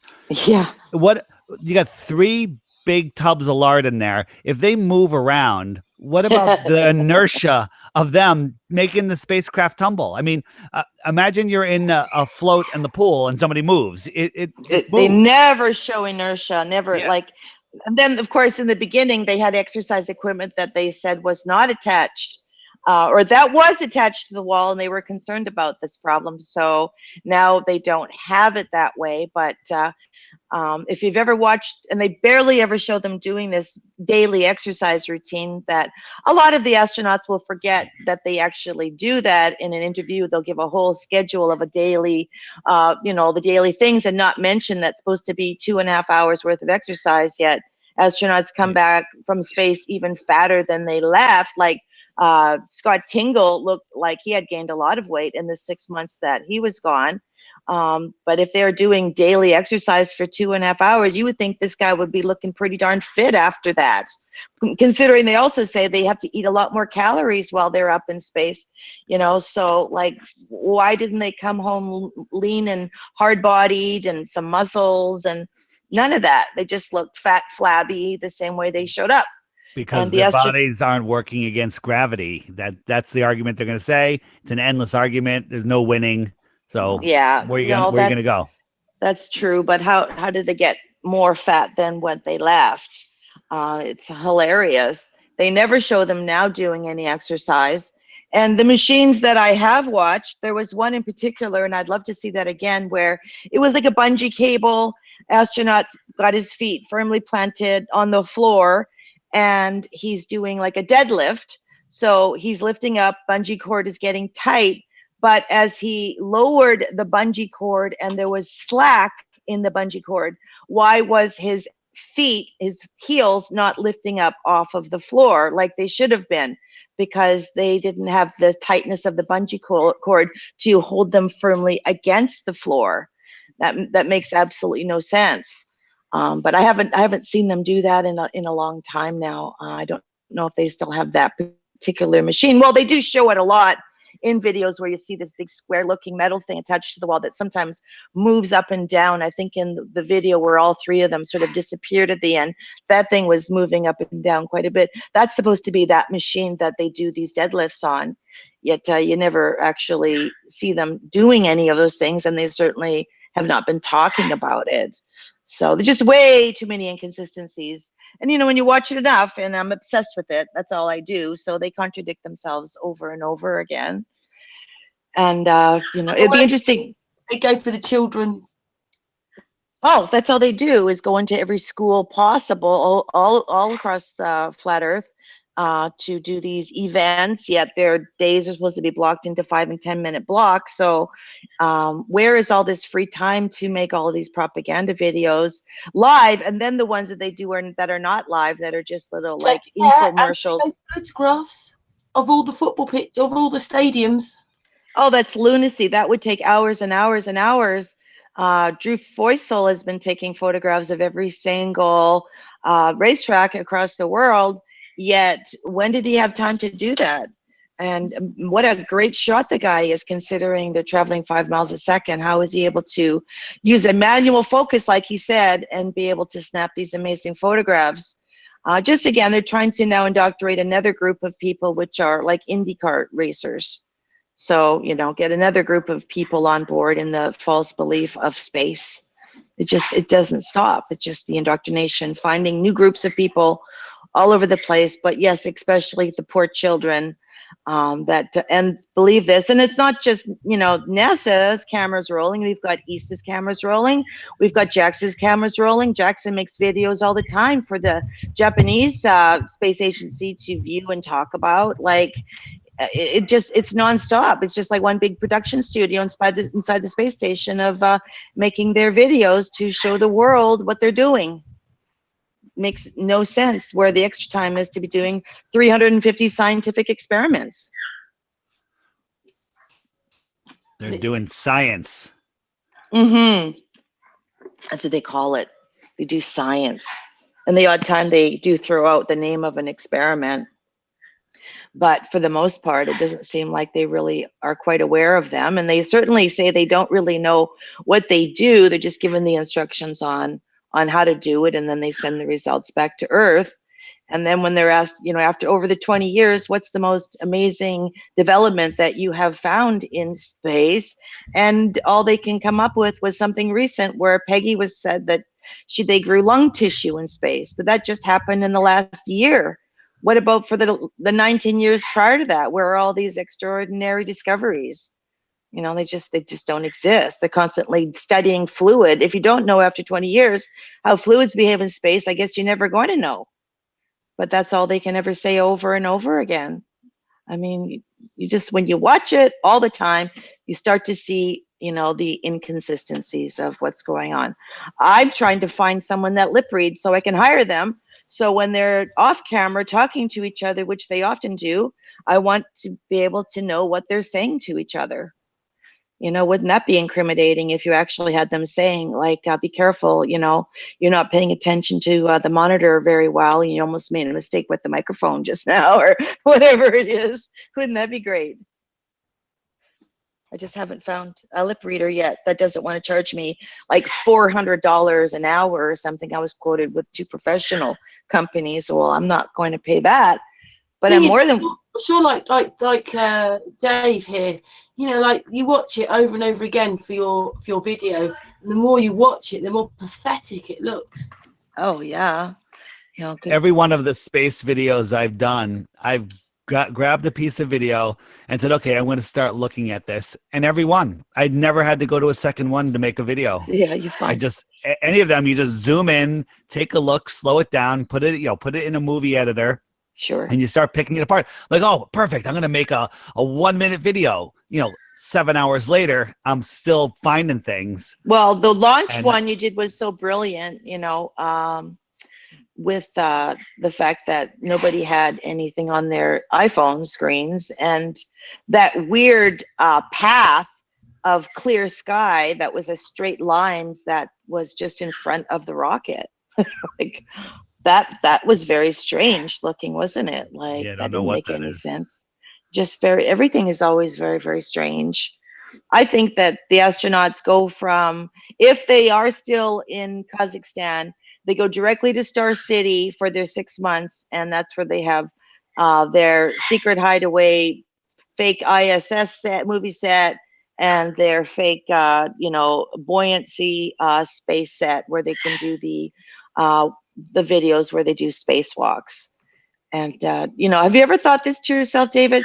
All the spacewalks that we've watched them do, yet if you go to the NASA Live and watch where there is an astronaut just standing there, you know, videoing, taking selfies and videoing the Earth, with always with things blocking the way, with his empty bag with sheepskin lining.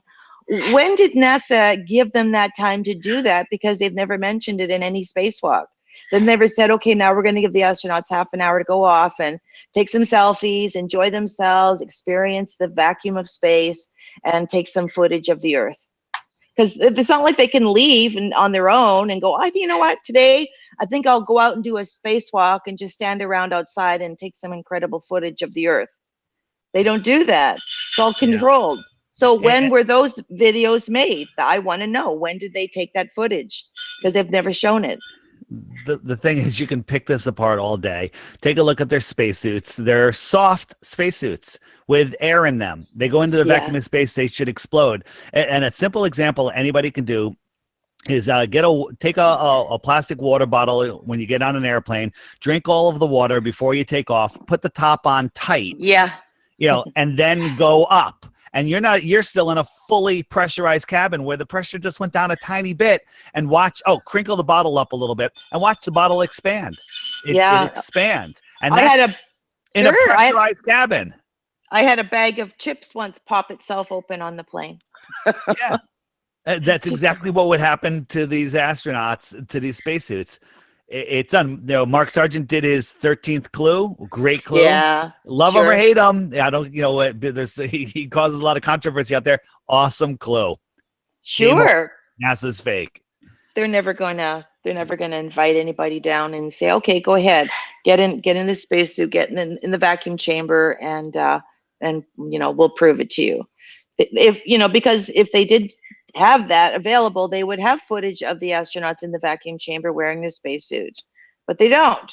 They have this huge big vacuum chamber that who knows what that thing cost, and all they did that we saw was put a bowling ball and a feather in it. They say they test the equipment that goes to the space station and that.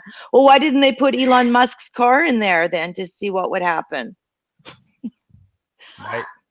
You know, they don't. And you can't just show up at Johnson for a tour. In fact, they officially canceled the tours. You have to try to set that up way ahead of time for you to actually go and see what's going on there, what they're doing there.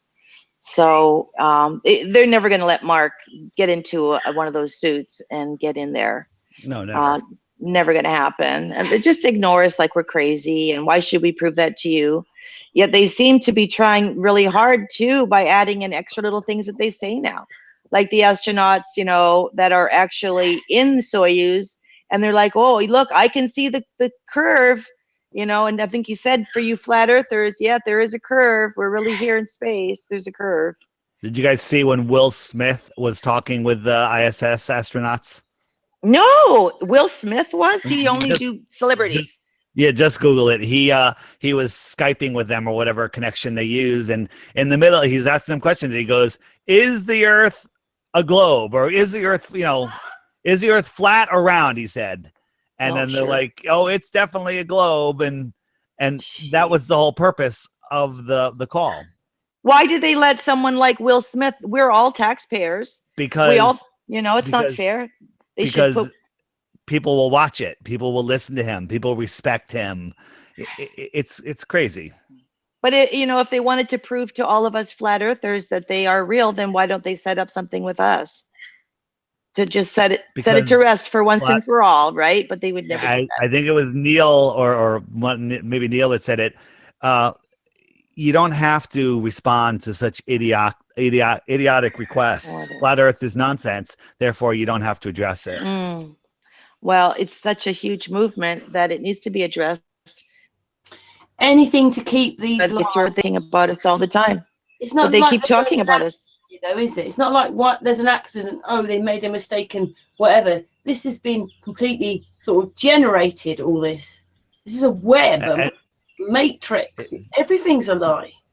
Whether, you know, some people say that they're trying to slip it out, they're trying to, you know, get it out. I don't necessarily believe that. I believe they're trying to get ahead of it. They're trying to you know, gatekeep the people that are just discovering it. You know, people that know the Earth is flat. They're trying to gatekeep us. I agree with you, David. If it gets out, if it hits the mass population, you know, if some big celebrity somehow gets it out there big enough to get everyone looking, it's going to tip overnight, and that is the end of the powers that be, because people will wake up, and when you're awake, they can no longer corral you as they do. So that's something that's intrigued me as well, right? I mean, okay, we know B.O.B., whoever he is, some sort of rapper. I'm not that into you know, that, but anyway, and I've heard about some celebrity actress. I can't for the life of me remember her name just right now. Tequila something, wasn't it? Yeah. Right. What happened? Were they just flash in the pan overnight and then, no, not really, I'm just joking, I'm just taking the piss? Or, I mean, what happened there? I don't remember hearing anything further from what they'd, you know. They, you know, we can only guess, but they're told to shut up. They're you know, pressured, you know, in their lives to keep quiet because it doesn't go well for you. You know, if you're big enough to make a difference, they're gonna screw with you. I mean, the reason a lot of pilots and physicists and, you know, people that see the truth don't speak out because they've got nothing to gain. Well, look what happened to Brian Mullen, you know. Yeah, but nothing to gain immediately. They're not going to look at the big picture, but immediately they're going to lose their jobs. They're going to be, you know, they could end up in a mental institution, committed for believing such nonsense. But I think we're really gaining traction, getting out there. You know, 3 years ago, if I brought up flat Earth to somebody, they would just laugh at me, and that would be the end of it. Now you mention flat Earth, they go, "Oh yeah, you know, I heard something about that," or they'll ask an intelligent question. You know, where's the edge? You know, day and night. How come I can't see Mount Everest? But at least they're thinking. Absolutely. Sorry, my dog has decided to bark at me for no reason. Kick them. A little 5-pound Pomeranian. Yeah, they go right across the room. They shut right up. Yeah, 14, Patricia 14 Steer years taught old. me that trick. Patricia Little Steer taught me that 14-year-old trick. dog. She would not survive that. I would never do that. Well, she did quiet. Permanently. Don't say that. My dogs are my life. Let me just mute my microphone. Sorry. Tell her to be quiet. Anybody have any other questions? I'm going to start wrapping up in a little bit. I'm going to try to go outside and get some vitamin D and do a little sun gazing this evening. Everyone's on mute. I'm just gonna say you're fortunate to have the sun. I've actually had a fantastic since April. Most of April. May has been amazing, and the start of June. The last 2-3 days, unfortunately, I've had grey, totally chemtrailed clouds in my We sky. started out with a massive chemtrail attack this morning, and somehow they stopped and the sun came out. Lucky, yeah. Hey, Lucky. we had quite a nice day today, and it's still blue skies now, no chemtrails. There, I was able to put them away. She kicked them. I put them away. I put them in Margaret's room with her so they could visit her and be quiet. Oh, frustrating. It's always when I get on a hangout, that's when they decide to start barking every single time. That's just, I may be on with Patricia Steer on Thursday or Friday evening, and we're going to be discussing life hacks, things that you can do that the mainstream doesn't tell you to do. Cool. So, yeah, cool. Things that I've discovered. Hey, That's I've got a big one too, but I'm going to save it for the show. Can I just mention one that I might? I don't know if I have one actually, but anyway, cling film. You know when it gets broken off and you can't find the end of cling film. Yeah, happens all the time to me. Yeah, but what do? Do you like pick it with your fingernail and it gets twisted round? And what would you do? You get one piece of it and it just goes around and around and around, and you lose a bunch of it. Yeah, okay. I don't know of any special. I think I might have invented a life hack. I don't know if I have anyway, but this is what I did, and it works a treat. I've done it a few times now.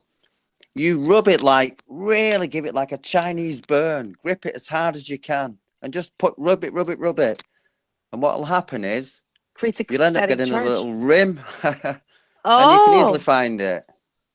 Oh, same with sellotape. Rub it. Well, that makes sense. Try that. Yeah, you should just wreck one, really rip one up and wreck it, and then do it, because you'll get it off, not a problem. I'm telling you.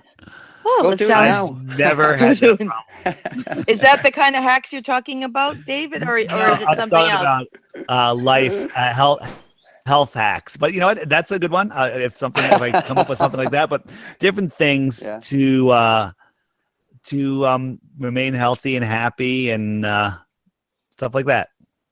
Oh, my only one is, I was just telling Karen yesterday, I just put corn in the microwave for 3 minutes with the husk on it, and I just cut the fat end off and squeeze it, and it all comes out without any corn stringy stuff on it or anything. But you're microwaving corn. Yeah, you're killing your food. I can't even. Well, I can't really eat here's it. Life hack number one. Life hack number one: get rid of your microwave. Yeah, really, right? Well said. Well, get rid of your microwave. I just really do it for my chickens because they're the ones that can really have corn. I'm not supposed to have it because of the carbs, but I don't know. My chickens, some of them are 8 years old, so they've had microwave food so long. It's like I'm doing a test, doing a microwave test on them. No. Well, yeah, that'll be interesting with you and Patricia to do the Hendroid. Androids. Is little it transformers. A fun thing? What's that? Is it more serious or is it more of a fun thing? It's going to be a fun thing, and we're going to talk about. We just have her and I together. We've discovered some things that have just really helped change our lives. Simple things that people don't realize What's the most important thing that you consume? And I'll just give you the heads up. That's water. Water. Sure. So what kind of water are you drinking, and what are you doing to your water before you drink it? And where's it coming from, and what's in your water? And there's simple things that you can do that change it completely. Wow. Yeah. Well, that's interesting. I know I have well water, so I don't drink it, but we tend to drink distilled water. Distilled water is that's the way to go. And then Mhm. and you can do stuff with your distilled water after it's distilled, and there's all sorts of things. Alkaline distilled water. Yep. No, we just buy Good for jugs of distilled water. Oh, wait, hang on. drink that. You're buying jugs of distilled water, plastic jugs of I distilled know. water. Well, they So say hang on. You should drink Diet Coke instead. It's better for you because distilled water is negatively charged, and it leaches the plastic out of the plastic 100 times more than regular water does. But I'm what telling about you, the plastic bottles that say they don't have that? go what is buy it? Diet Coke. You'd be better off. Well, how can I get distilled water then? Can I Get make it yourself a myself? You can machine. make it yourself. It's cheap. I mean, it's relatively cheap. You can get a top of the line quality distiller that'll last you for 20 years for Mhm. $230. Really? Yeah. Huh. And so it's a machine, you pour the water through it and then it just comes out distilled? You pour a gallon in it, you turn it on, and it distills it over a couple of hours. I put one on every night, and it distills. And in the morning, there it is. I'll put another one on when I leave the house, and that's it. Oh, It's well, you know what? I'll buy one of those then. I didn't even know that I Right. could get one of those. Right. Because Margaret, my friend that lives with us, she's in kidney failure, so she has to have distilled water. But because And I have another thing for your friend Margaret. Easy to do, and it's free, and it will help her kidneys, and Really? guess how long it'll take? 1 day. She'll notice it in 1 day. Really? Do we have There to you wait till go. Friday? Do we have to wait till You have to Friday to wait. find it? Thursday or Friday, correct? You could be saving her life right now. No, I'm gonna let her go. You're gonna let her die. Oh. I think she'll survive till Hey, she'll survive at till lea- Friday. it's not as mean as kicking your dog. Come on. No, but she's got both Puppy. forms of lupus. She's a very, very sick person. So, There's- anything that can be helpful would There's certainly be tried. So many things. All right. I didn't know that you knew all this stuff, that you're I- a wealth of information. I learn things over time, and I try things, and we see what happens. That is so cool. You're kind of like Karen. He's sort of like our other friend, and now of course my menopausal brain. We were just talking about him yesterday with his new web page. Oh my goodness. Come on, help me out here. You know who it is. You were saying that you liked him. Well, as a friend, that you liked him. He's so nice. Who is that? He's got a lot of hacks too that he does. Not, I think. Mr. Fry. Yeah. Sure. Yes, that. Sorry. Jeez, terrible my memory these days. If you have any memory stuff too, David, then you'll pass that along on Friday. Absolutely. Brain fart. I'm in menopause, and I it's terrible to lose information as much as I do. Right. You wouldn't know about that, but maybe men get a little male menopause. I'm not really sure.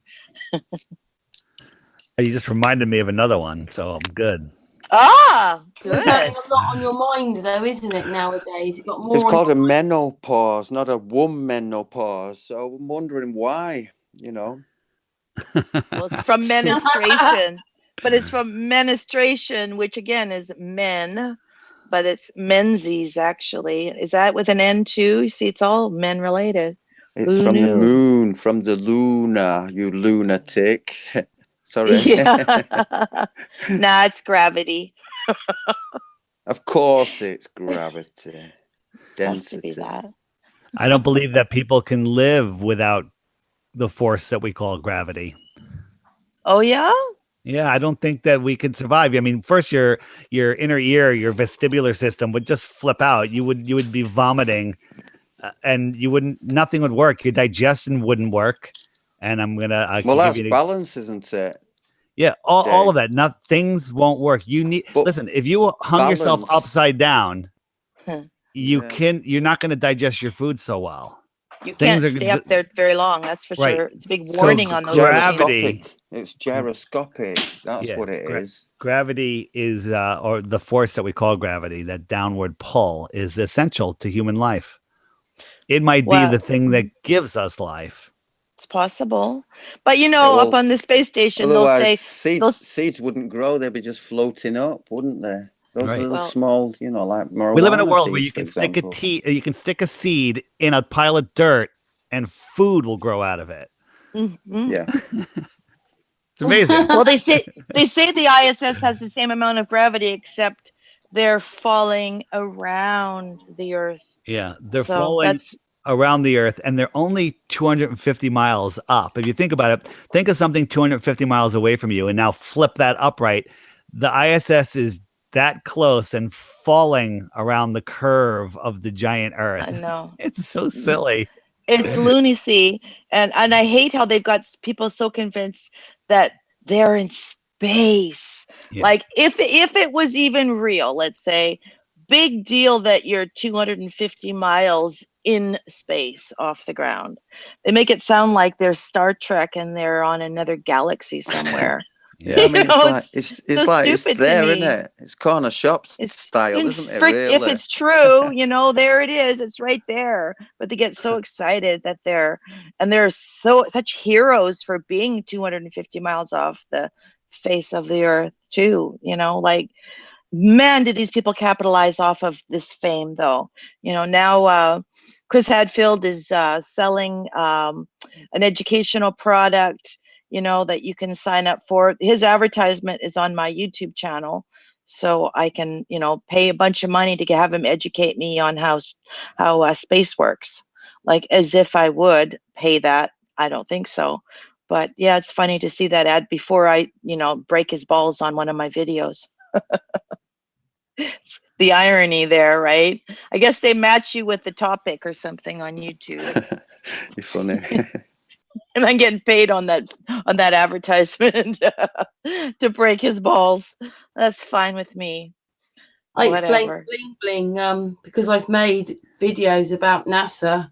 One time we went over there to write something. I think it was about when that SpaceX had just happened, and we could see what we wrote, but no one else could see it. They'd already banned us, so we never said anything. Yeah, it didn't take long. Yeah, I've been banned for a long time, 2 years now, off of NASA's comment sections.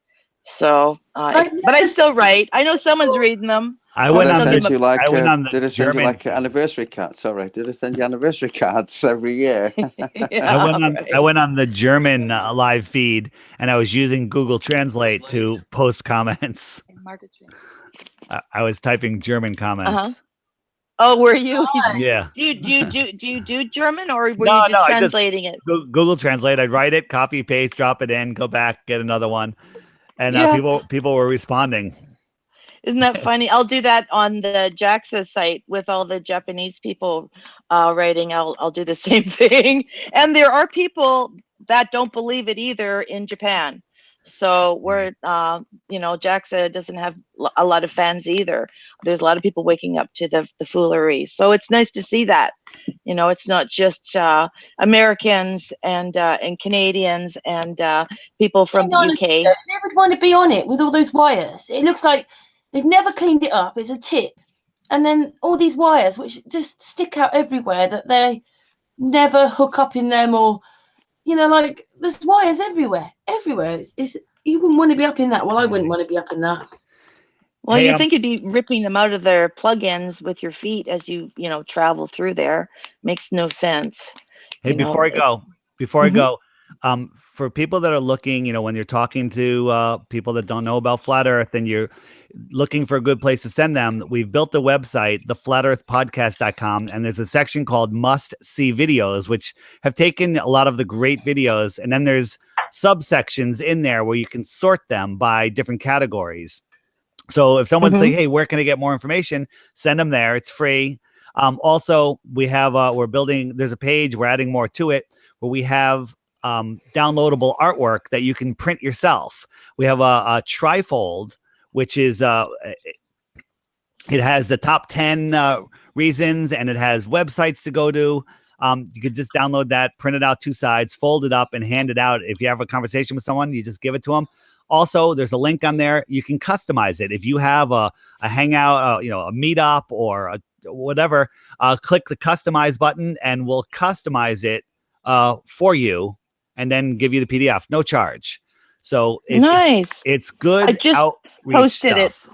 Yeah. I just posted the link in the chat for people. I Right. just found what a really cool website opening there you have. It's beautiful.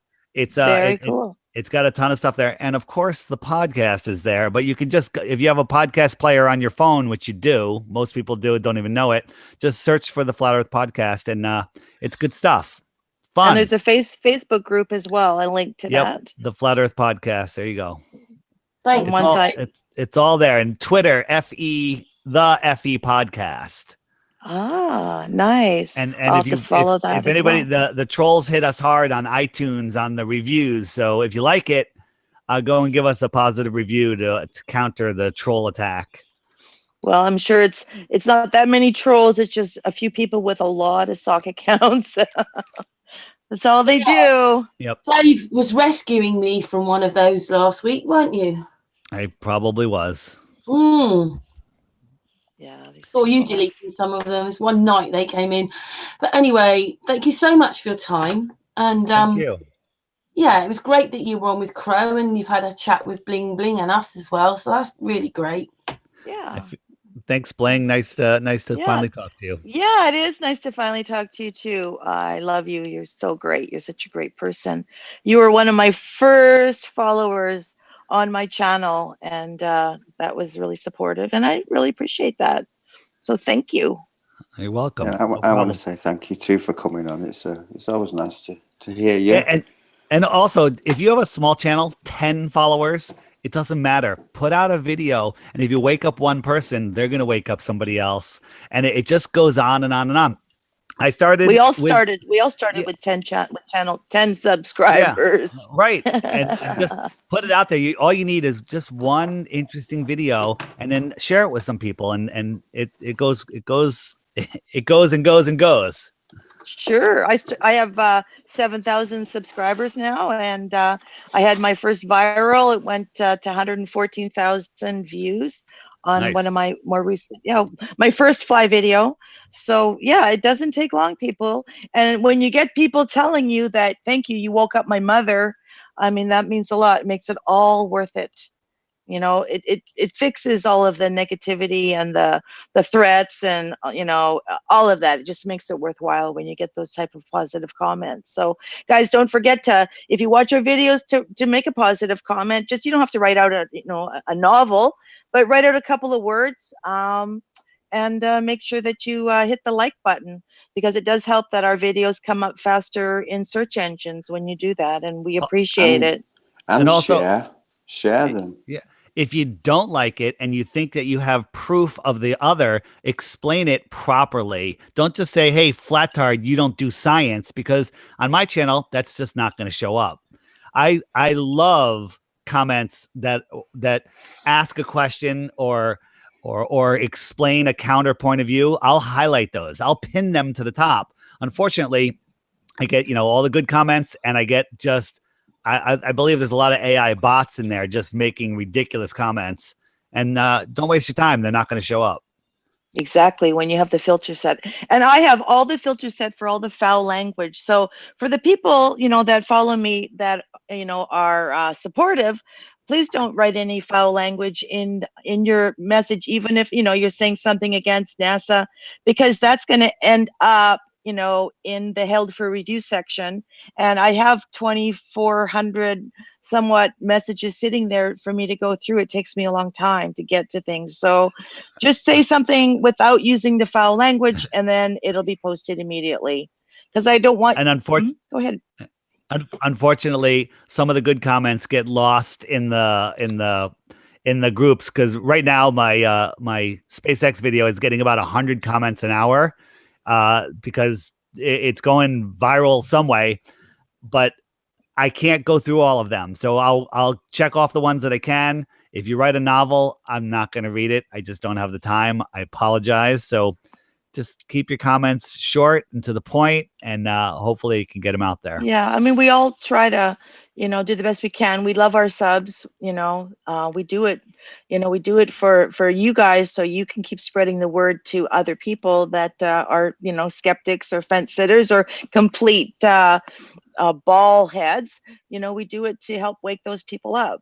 So anything that you can do to help us promote that information is really important to us. And we really thank you for it. I don't mind long messages. I just don't want the ones with any swearing at all. And I've thought of every single possible swear word, that it said in my filters. So I think I allow bullshit because part of my name has that in it. If the term spunk, it's me. Oh, yeah, see, that's fine. I never thought of that one. That's good. That's fine. But you know the ones I'm talking about. Yes. But anyway, that was well said, Bling Bling. That was very well said. Hey, I just wanted to point out also something, we all love Conspiracy Music Guru's songs, but he didn't write them. Okay. Somebody else wrote them for him. And he's also faking that accent. So if you have anything to say, Alex, quotation marks, feel free. Ah, really? I did not know that. Yeah, he's in the chat room. Well, they are in the chat. So there you go. Well, who's writing the songs for him? I actually wrote them. What? Me and Curious Jay wrote them, and we gave him the credit. You wrote From all Australia. those awesome songs? Awesome, man. Nice. You wrote the lyrics for those kick butt songs. I did. Wow. And Jay did the graphics, talent. And that dog, Eddie, just... that's not even his dog. Oh, no. Whose dog is it? He got it from the pound, and when he was done, he kicked it. He did not. Yes, it's all true. You're so it's funny. all true. Kicked it. Well, regardless of the joint if it wasn't true, he'd be commenting right now. He's not saying anything because I've busted him. He still him. has a great voice, unless he's like Milli Vanilli here. He still has, and a lot of people are like, who's that? But he's got a great voice, and combining all of the talents together, those videos are epic. So, but the lyrics are brilliant. You are very talented to be able to put those lyrics together. I did not know that you could do that. All right. My son's a songwriter too, Bling. so it's Bling. amazing. Bling. Yes, my darling. You're the only one here that's believing the bullshit that I'm saying. Okay. God. I just put him in a timeout so he can't comment. And I was saying all of that. You are so bad. Oh my God. I believed you. He called me a name. He called me a name, so I put him in a timeout. Oh, we're buddies. It's all him. It's all him. The only thing that's not true is that fake English accent of his. Well, okay, then I take it all back. David, you're talentless. I'm talentless. I can't write a song. That is for sure. Talentless. And Alex is amazing. Is it true he films it with his iPhone? Because he does all of that. How does he do it? Just amazing. The guy's brilliant. And all I'm saying is we need some more songs. Please make us some more. He's got some new ones for the Denver conference, and anybody that can make it, he'll be debuting them there, and that's going to be a lot of fun. Where are you, Bling? Are you in the U.S.? Yes, I live in West Palm Beach, Florida, but I am Canadian by birth. But I grew up in Canada, Winnipeg, Manitoba. And I always say if they want to do a flat earth test, they need to use Lake Winnipeg. It's a massive, shallow body of water that freezes solid. It would be the perfect place to do like a frozen water laser test, or like they were trying yesterday over at the Salton Sea. It would be it's the perfect location because Manitoba is the flattest province. That's why it's called the prairies. So yeah. If anyone ever wants to do a Canadian flat earth water test, that's where you need to go. Remember, what was the name of the big hurricane that went over? Was it Irene over Florida last year or 2 years ago? Well, there was Matthew, wasn't it Matthew? There was one that was 400 miles wide. So yeah, it was last year, and it hit us, and I lost the biggest tree, 40-foot tree in my yard. But think about this. They show us this hurricane. It should have 20 miles of curvature. Yeah, that makes sense, right? No, it came through here pretty bad. Very weird straight lines, though. It was weird how it knocked things down. We were all kind of perplexed on how that worked. But yeah, no hurricanes, please, this year for us. We had enough. We don't want any. We don't want any more. No more rain, please, because we've been getting a lot. And we're just started hurricane season, and we just started the rainy season, so it kind of sucks. Where are you at, David? You're a New Yorker, aren't you? Connecticut. Oh, Connecticut. Well, close. Yeah, close. Right there on the border of New York. Yeah. Well, that's cool. I hope to see you at the conference in Denver in November. I would love to be there. I've never been to a conference, and I really need to go. I think it'd be great fun. It was the one last year was just amazing. You have hundreds of people that are speaking the same language, and you make some lifelong friends. I met the Flat Earth vegans there. I met everybody there. Dave Marsh. It's truly amazing. I'm looking forward to meeting everyone this year. Yeah, I would love to be able to physically meet people in person, because I do know so many people, online or doing the hangouts, but you never shared the same airspace before. So that would be fun. I would enjoy that. Could I just say, if one No, man you're not and his allowed detector... to say anything. You're not allowed. Thank you. Oh, thank you. Go ahead, darling. Wait, if one man and his detectors in the chat, I just want to say thank you for that. I came over to see him. Was it yesterday, day before? He gave me these onion barges. Oh, they was absolutely beautiful. And I saved one, and I ate it today at work. Yeah, it was yesterday. I was at his house. It was so nice. And beautiful. What does it say? I just want to say thank you for that. And it just says flat Earth. And he's a flat earther. Yeah, it's great seeing him again. Because we just get straight into the conversation. Boom. And I've got another friend who's listening in on the outside, kind of scratching his head. What's all this about? Nice. Stickers and flyers and all sorts of stuff are great things to just leave around.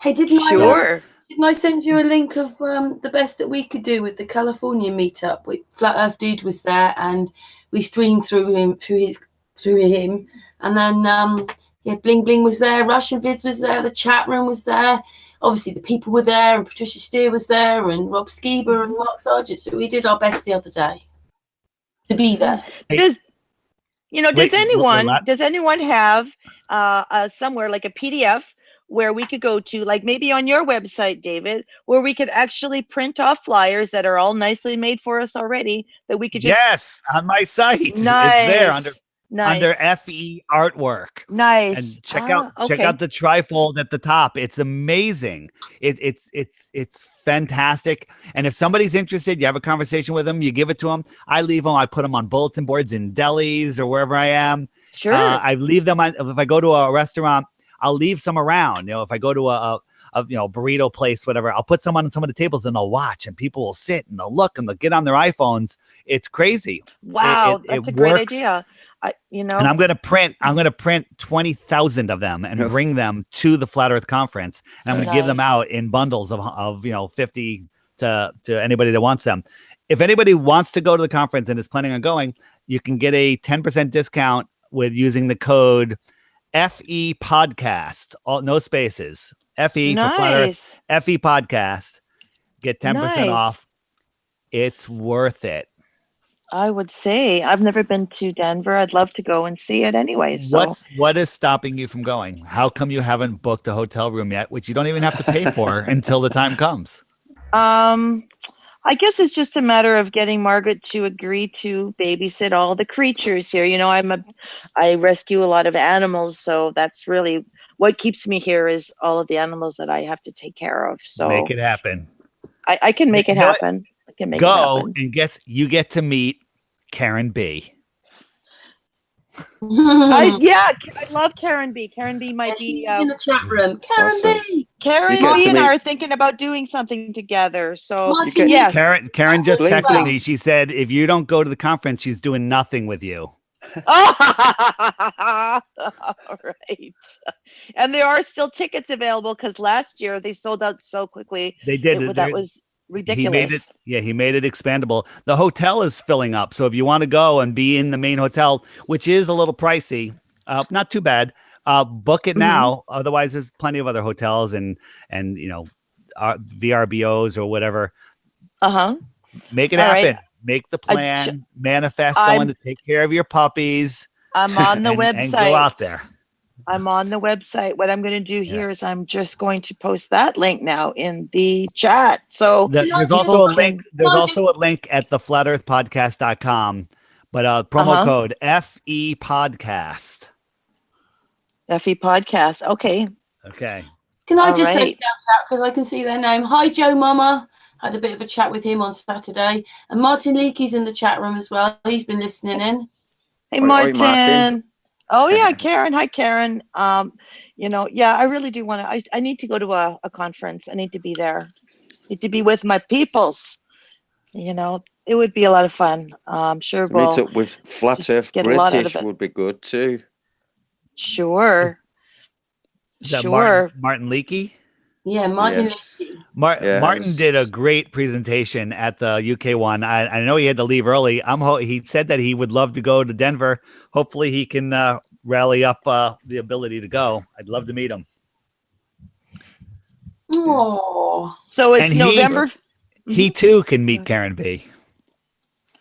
November 15th and 16th. Met him a few times already. Okay. He's like, he treats you like he's always known you. So for the Flat Earth Conference, the early bird tickets are all sold out at $199, but they have early bird tickets for a group of 4+ that are $99 each. So you save $50 for your group. And then put in FE 2018. Yes, and then you get a discount. FE podcast, sorry. So then you can still get a discount because the regular tickets are $249 for a full 2-day access pass. And then I'm sure they have the limited amount, which they do, of all access, $349. And then if you can't be there, $28 early bird online podcast, like to watch it online, which is still also nice. if you're going and you don't want to spend the money on the all access, fine, get the regular ticket. There's so much to do, so many people, everyone's mingling together. It's such an amazing time. It's an experience that I went last year and I'm still talking about it now. And I'm looking forward to November, and it's the beginning of the summer. All right. Sure. I can't wait. It's going to be fantastic. So hope to see everyone there. No, it's true. I need to do it. I need to go. A little bit of hike for you, Karen. These things are actually happening. It's great. Yeah, there's one going on in Canada, though, which I'm not going to. Coming up. Edmonton, Alberta. Right. And then you can go to the largest mall in America, the West Edmonton Mall, which is amazing place. And if you want to take a short drive, you can go see Niagara Falls, which is like one of the wonders of the world. You have to see that. So, yep, that's that. I actually had considered the Canadian one, but my Canadian passport is expired, even though they can't not let me in my own country. It's a big pain in the butt. So I'm in the process right now of getting my American citizenship. So can I ask you, Bling Bling, haven't you seen Niagara Falls? Yes, I have. My son used to go to Ridley College, which is in St. Catharines, which is just right really where Niagara Falls is. So I've seen Niagara Falls dozens of times in all different parts of the seasons. It doesn't matter what what time of the year you go. It's in a beautiful, beautiful place. But I've seen it too. It's nice, isn't it? It's incredible. Yeah. Go down the Maid of the Mist and go right down into the falls, into the water where it's all falling. Hey, well, I didn't do that. But I mean, I'm not that kind of a tourist. I just had a good look. But it was, it was beautiful. Beautiful. Yeah. Also, I'm doing another billboard this year at the Flat Earth Conference. So literally 2 miles from the hotel, we have a 40 by 16 foot billboard, and it's going to be the design is still to be determined, but it's going to be a balloon shot of the horizon with the sun in the background, and it's going to have a short message on it, like Google Flat Earth Clues or something similar. and we're going to have a rally at the billboard. The conference is on Thursday and Friday. Wednesday afternoon, we're going to try to get a couple hundred people there with signs, and we're right on the side of the highway. It gets 87,000 views of 18 and older a week. So it's going to be a media event. So if you're going, try to get there on the day before so you can make it to the rally at the billboard. Sure. So you can take a big photograph like that. Be cool. Yeah, it's a lot of fun. On my channel, if you just search DITRH Flat Earth Conference billboard, there's a couple videos from the one we did last year. All right. Well, I'm seriously now considering going. I'll make it work. I really do want to go, and it'll be a good time. Karen, if you can figure it out, do you have a passport, or you don't? Yeah, you don't need a visa to come to the US. Karen, make a GoFundMe. Send Karen to the Flat Earth Conference. Yeah, Karen doesn't monetize her channel. Karen doesn't have a Patreon. Every day, people we'll do listen. it noetically. We'll just think we're going, and we're already there. There you go. Karen will share a hotel room to save costs. There you go. Karen, why not? Let's do it. And Karen, I have a question. Karen, if you go to the conference, will you do a live hangout from the plane? If it has Wi-Fi on it, because not all. Of course you will, because you always do. Oh, I see what you mean. I have to still put my slot in. Oh, thanks very much. That's funny. Hang on a minute, everybody. I'm on a hangout. Yeah, if you can manage it, if you could figure it out. Oh my God, that would actually be funny. Has anyone done a Flat Earth hangout from an airplane? No. Not that I know of. No. You could walk around, interview people, point out the window. It'd be amazing. Yeah, the Wi-Fi is pretty cheap actually these days on an airplane. It's not like outrageous. You have to pay for it. Seriously. Yeah, you have to pay Seriously, for it. What? It's free on the buses over here, The trains, the buses, it's free. You go into certain places. It's free. Norwegian Air has free Wi-Fi on it. Like you got to pay for it on an airplane. It's not. It's free on the airplane. It depends on not on JetBlue. I always fly JetBlue, and no, you pay. You have to pay, but it's not expensive. It's not like outrageous. It's not like how they used to charge you for using those earphones that they used to have. It's doable. But maybe there are some. I mean, the airport would be enough. The airports are free, but once you get into the plane and you take off, it no longer works. But then a little page comes up saying, if you would like to have the Wi-Fi, then you just add your credit card information here. They always have to make money on you. All right, guys, I've been threatening to go, and I'm going. Sure. All right. Karen, thank you so much for coming on. It was really nice chatting with you. Right, yeah. Thanks. Fantastic. Okay. Thank you for coming. See you guys. Bye-bye. Thank you. Bye, darling. Cool. Well, now he's got me really thinking seriously about going to the Denver Flat Earth Conference. Yeah. Why not? You ought to. You'd be a good guest there. Being there almost with Flat Earth Dude on Saturday. That was really nice, wasn't it? Brilliant. It was. And Flat Earth Dude did so well. He did. He's such a lovely man as well. Having some really great hangouts lately. Yeah, because I remember once when I was little taking this sort of footage of the fireworks, and really all I ever did was saw the fireworks through the viewfinder. I never really saw it not through a viewfinder. So really I missed it. When I was playing it back, I thought, oh, look at those lovely fireworks, which I couldn't appreciate because I was thinking, is it in focus or whatever it was? And so that must have been in his mind because he was getting us in there and he was talking to people and yeah, he was doing a double thing, wasn't he? And he was so calm. Yeah, it worked out really well.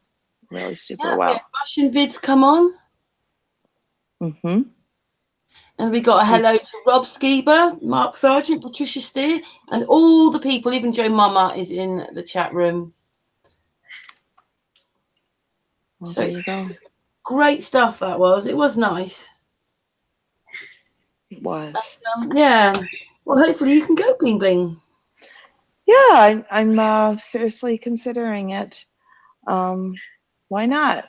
It'd be nice to convince my son. He's the one that sent me my first flat Earth video. He needs to share some of the responsibility of this.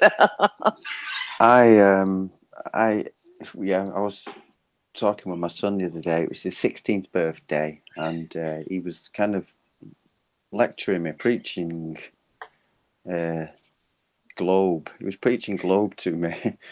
He didn't understand the difference between theory and fact, saying, well, it doesn't matter, we understand, you know. And I told him when he was 14, and I was like, you know, I wanted him to chew on it for a bit, and if he had any questions, ask me. And he's asked me a few questions along the way, you know, and he's thought and what have you. Anyway, the other day on his 16th birthday, he says to me, yeah, I've more or less lost it because I believe that the earth is flat. And I know he's been talking to his mother, obviously. I can hear that, you know.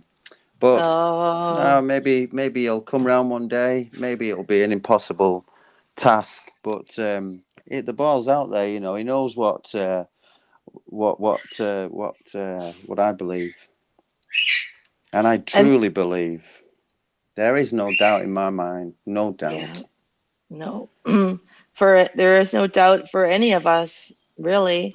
I think maybe when you're first a flat earther, I think you can sort of sway back and forth for a while because you still don't really understand. And we're still learning too, all of us that have been in it for a while, but still, you know, you can sort of start to look back and go, well, maybe, but then one day it just really, really clicks. And then you realize that you could never go back to believing the spinning ball heliocentric model anymore. Impossible. I know that's what happened with me for sure. Yeah. Once you go flat, you can never go back. Can't. Mm-hmm.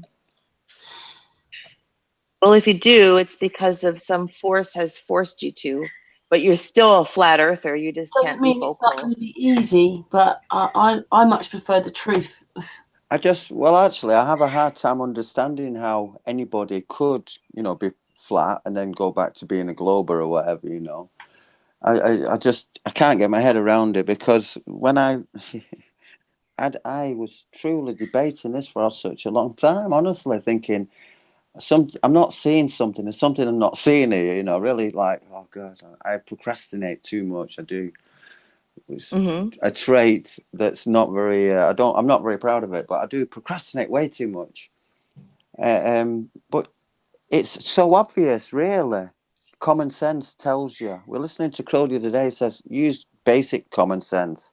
And that's as simple as you can say it, innit, you know. We're not moving, it's stationary. I know there's other things point. Even if you've got a hunch, if you've done things like Bling Bling's done, like watch things over and over and over again, it's just gets harder to pretend the other thing's real. You can't do it anymore. You know, not even as a maybe, because you spent so many hours seeing that it isn't real. And the thing is that you just start to really look at these people and realize that they look deceptive. They have that deception in their face, you know, that you really pick up on it where you didn't before when you believed them. But when you know somebody's lying, you see them differently and you see how they act, and it's different. For me, that it just jumps right out. Yeah, I think you're right there. When you look at NASA, you know, all these NASA people, they are just totally out of place now. When we look at them now, they just do not seem to fit the part they're playing. You know, they're obviously actors of some sort, or, you know, along those lines.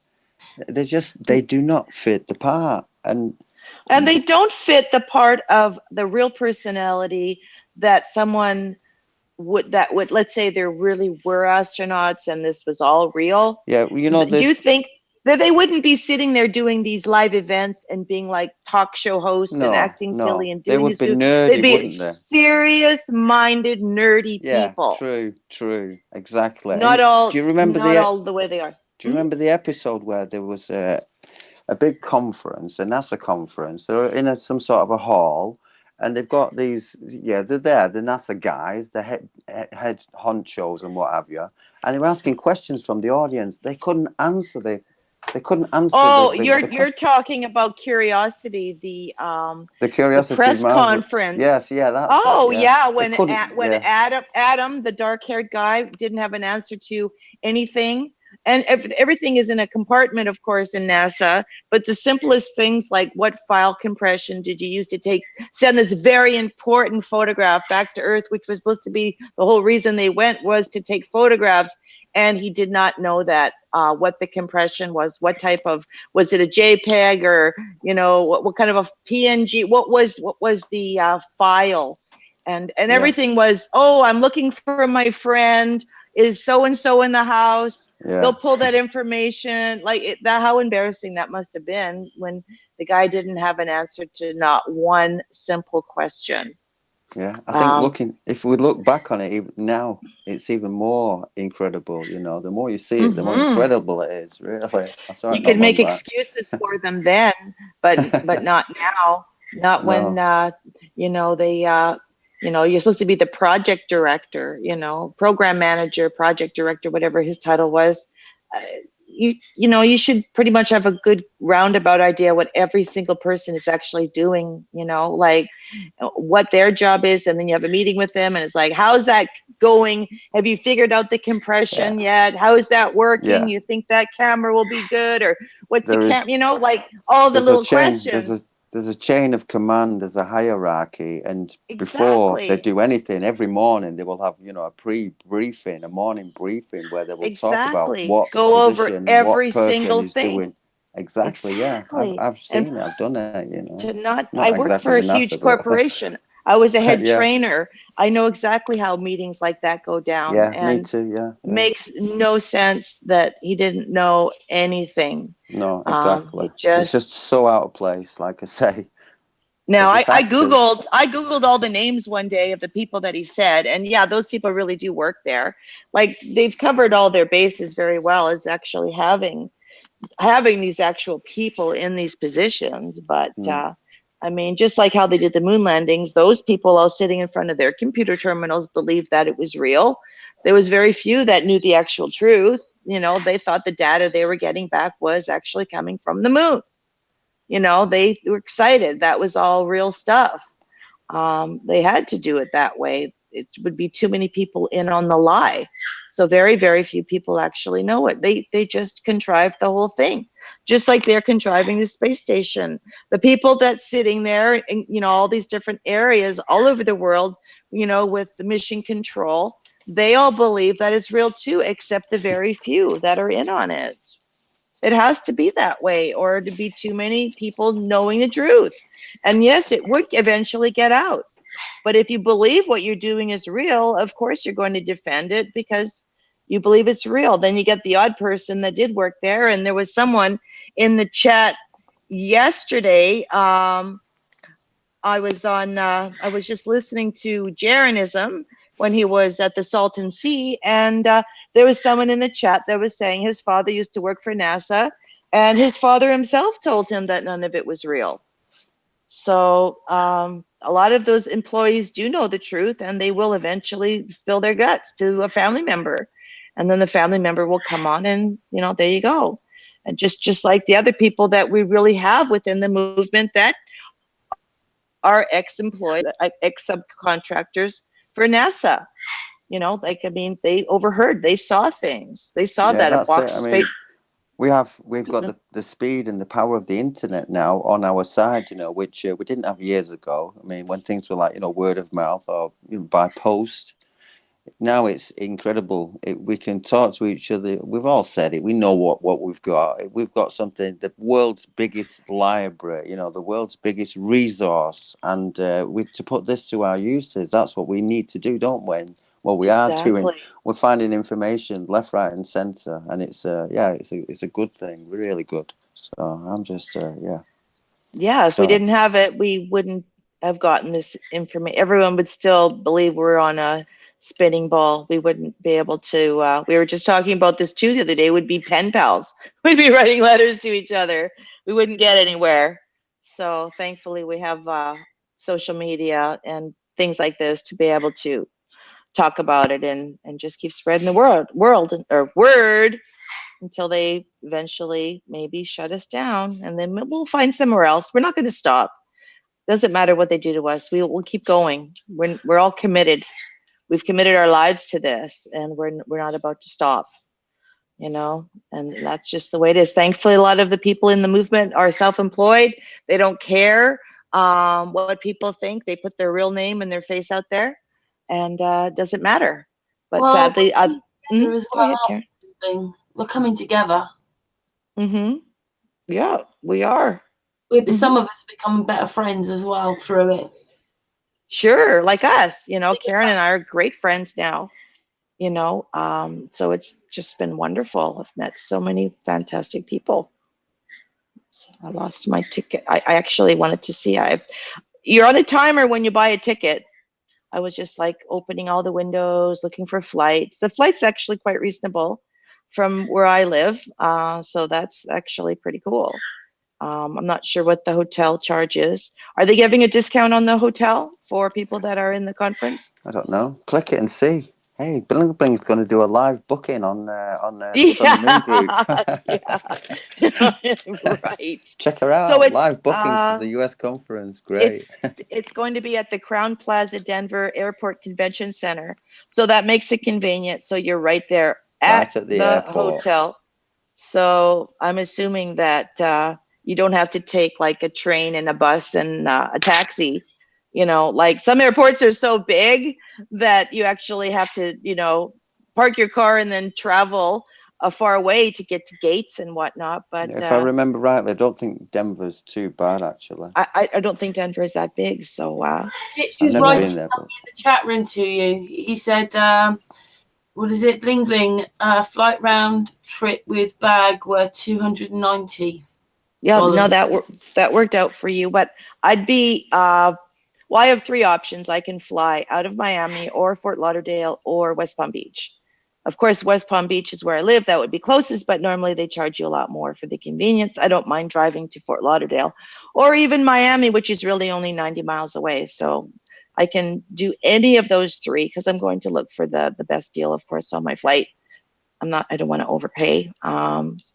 But yeah, you know what? I'm 90% convinced. I have to you mention it to the hubs, even though he's not a flat earther, he does support what I do. You know, he's not flat, but he doesn't stop me from, you know, running my channel, doing the podcast. He's respectful to that. Like I'm respectful to what he does. So it works both ways. Chris Connolly says he got 4 tickets round trip to Key West for 5. Why are you going to Key West? The conference is in Denver. Just saying, he got a round trip for that amount of money. Well, I go on kayak.com, which is a great booking site because it checks ticket prices from all the major airlines. So I do prefer JetBlue over any other airline because I like to buy the extra seat, you know, the larger leg area, way more comfortable. So I'm going to hopefully find that through kayak. Is there anyone in chat besides Deep Down the Rabbit Hole that is actually going to the conference? Flat Earth Dude. I'm driving. I'll be driving in. So he's going to be there. So that's cool. Anyone else? Anyone else in the chat that's going?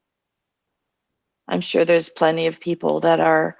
We've got 135 people in the chat.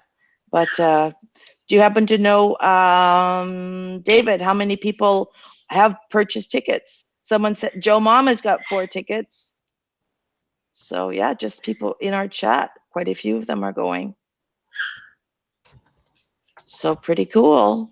Bling Bling, maybe you'll see the curvature from the aeroplane.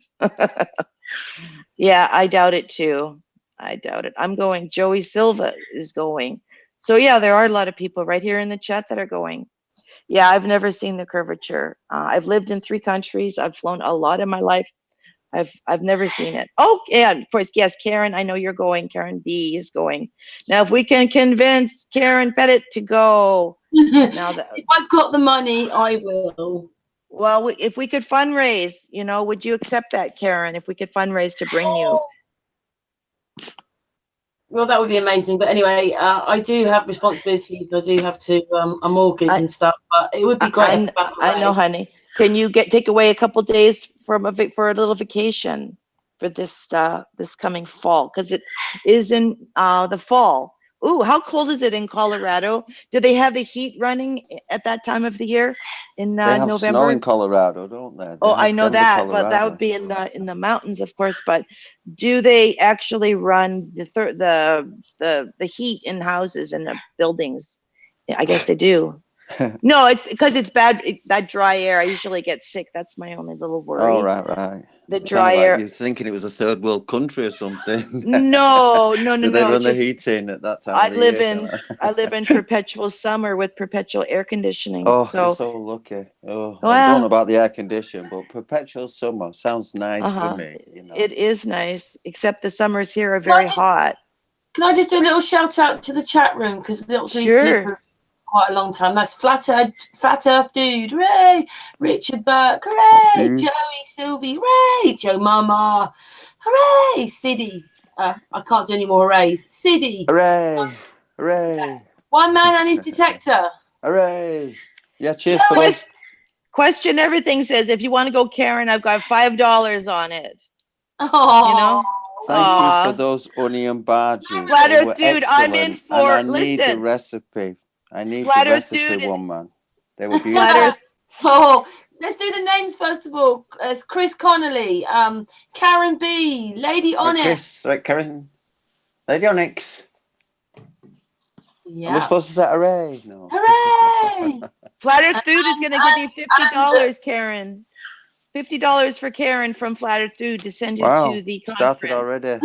Karen's going to America for me. Oh, bless your cotton socks. Joe Mama. Joe Mama is also in it for $50, and Billy Zag for $50. Karen, I'm telling you right now, we could raise the money to bring you to the conference, and I'll share a room with you. Okay, so that's nice. I really want you to go. I really do. We need to do a special look deep down the rabbit hole. I'm in it for $100 for Karen. Wow. Oh wow, I'm speechless. Flat Earth Dude just raised it to $75. Oh my goodness, honey, what did I say? I'm telling you that when we can make this happen. Have you ever been to America? I hadn't like my evening. I'd written down all these things, and I thought, well, I know that Crrow probably stay an hour and a half, and it's really nice. DITRH stayed on, and now look what you've done. Well, this is good, honey. I'm telling you. Do you have a passport? You need a passport to come to America. Yeah, I do have a passport, and it's not expired. It's current. Current. Well, and then Flat Earth Dude, he just said, F it, $100. It's like an auction. Joe Mama just went to 101. Wow, if you guys are being serious, Karen, we need to do another hangout, and it's going to be a fundraising hangout for you, darling, to get you to America. You know, Karen's a single mom. So, this would be like a dream come true for her to be able to come to America and be at the conference. And it would be her first trip to America, which would also be so cool. So I think that, I'm also in it for $100 for Karen, by the way. So goodness gracious me. I'm speechless. Well, you don't have to be speechless. We just want you to come. We just want you to do it.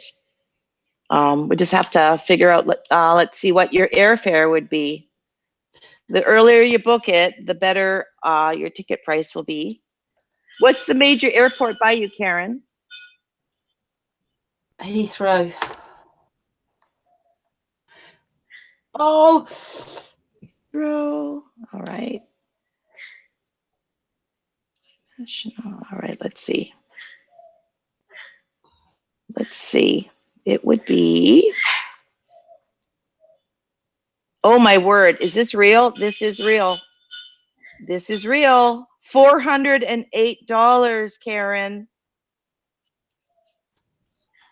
From What? London Heathrow to Denver, Wednesday, November 14th through to Saturday, November 17th. The flight would take you 14 hours and 37 minutes on United with one stop, $402, darling. Is that That's the deal. That's a deal price right now that's running for you to travel to Denver. Like, that's crazy, honey. We could do this. I will go if Karen goes. I will go if Karen goes. That's not fair. Well, that's not fair. You've got to say yeah, Karen. You know, what if are we you saying can, that? well, Karen, if we can arrange it, if we can gather enough cash for you to go, if you commit to it, then I'll go. Oh, my husband is all dressed up wearing a tuxedo right now. Wow. How handsome is this? Anyway, it's very sweet gesture, everybody. But we've been going now for 3 hours. Is it okay if we sort of wind down now? We can wind down, but I'm not going to let go of this. I'm going to keep promoting that you come to the conference. Yeah, I'm still not quite right from being up all night on Saturday night. Sure. That's but I would do it again because that's what it's about. That's what we're about, and it was such a brilliant hangout. Well, today was brilliant as well, wasn't it? Oh, this is great. Well, always, yeah. CD, We've had Crrow on and DITRH and Bling Bling. Astral, CD, you've got to go, hooray. Oh, I got it. Did you hear me? Hooray. Hooray. When do I say? It's lost now. Hooray. Anyway, thank you to everybody in the chat room. All your very nice gestures. That's really sweet of everybody. Bling bling. Thank you to Patricia. I don't know if Patricia's there or not. Put your microphone on if you're there, Patricia. And Astral. And to our guests, other DITRH and Crrow777. There she is. Hello, Right. Patricia. Did you enjoy that? I did, yes. Great. Thank you for everyone in the chat room and the panel. Great. Hook it back there. Patricia, do you agree that we need to send Karen to the Flat Earth Conference in Denver? Oh, definitely. I'll contribute. See, everybody will. Everyone loves you, Karen. Everybody loves you, and everyone wants you to go. Yeah, I'll contribute too. There you go. We're gonna make this happen for you, darling. That is such a cheap price, $402. On this airline, LUFT Lufthansa, is that it? Lufthansa, German airline, yeah. Yep. And then on to Air Canada. Takes you right there. So it's not even like you have to switch a bunch of airplanes. Well, you got to get two, you say. Where did you say it's from? Heathrow? Yes, I did. Flying, you said it flew direct. 14 hours. It's a 13-hour, 15 flight. And then coming home would be a little longer, 18 hours, 45 minutes. But Going at on, least there's a swap then, an exchange somewhere. Going, there must be a swap somewhere as well, because 14 hours. New York's about 7 hours. Must be flying to Berlin. Yeah, Karen, it'd be a great birthday present for you, wouldn't it? Yeah. When's your birthday, Karen? Well, it's Patricia's first. We're not talking about me. Yeah, we are. Patricia's birthday on Wednesday, and it's mine on Thursday. This week? Yes. Yeah. Oh, my word. Okay, we got to do a special birthday party, hangout for Karen. And it's not even a crazy early flight from Heathrow. It's at 9:30 in the morning. Actually going to get into Denver at 3:45 p.m. It's perfect. It's not like it's crazy, and the timing, and we will be talking about this, Karen. I'm not going to let this deal slip away because that's just too good of a price. That's crazy. That is a great ticket price. Anyway, on that really lovely note, All right. live hangout now, and thank you to everybody in the chat room. Another great hangout, great people, and we're back tomorrow with Paul Healing Hands. That's who we're back tomorrow with. So mwah to the chat room, mwah to the panel, and see you tomorrow. And very nice gesture, thank you. Thank you, You're Karen. welcome.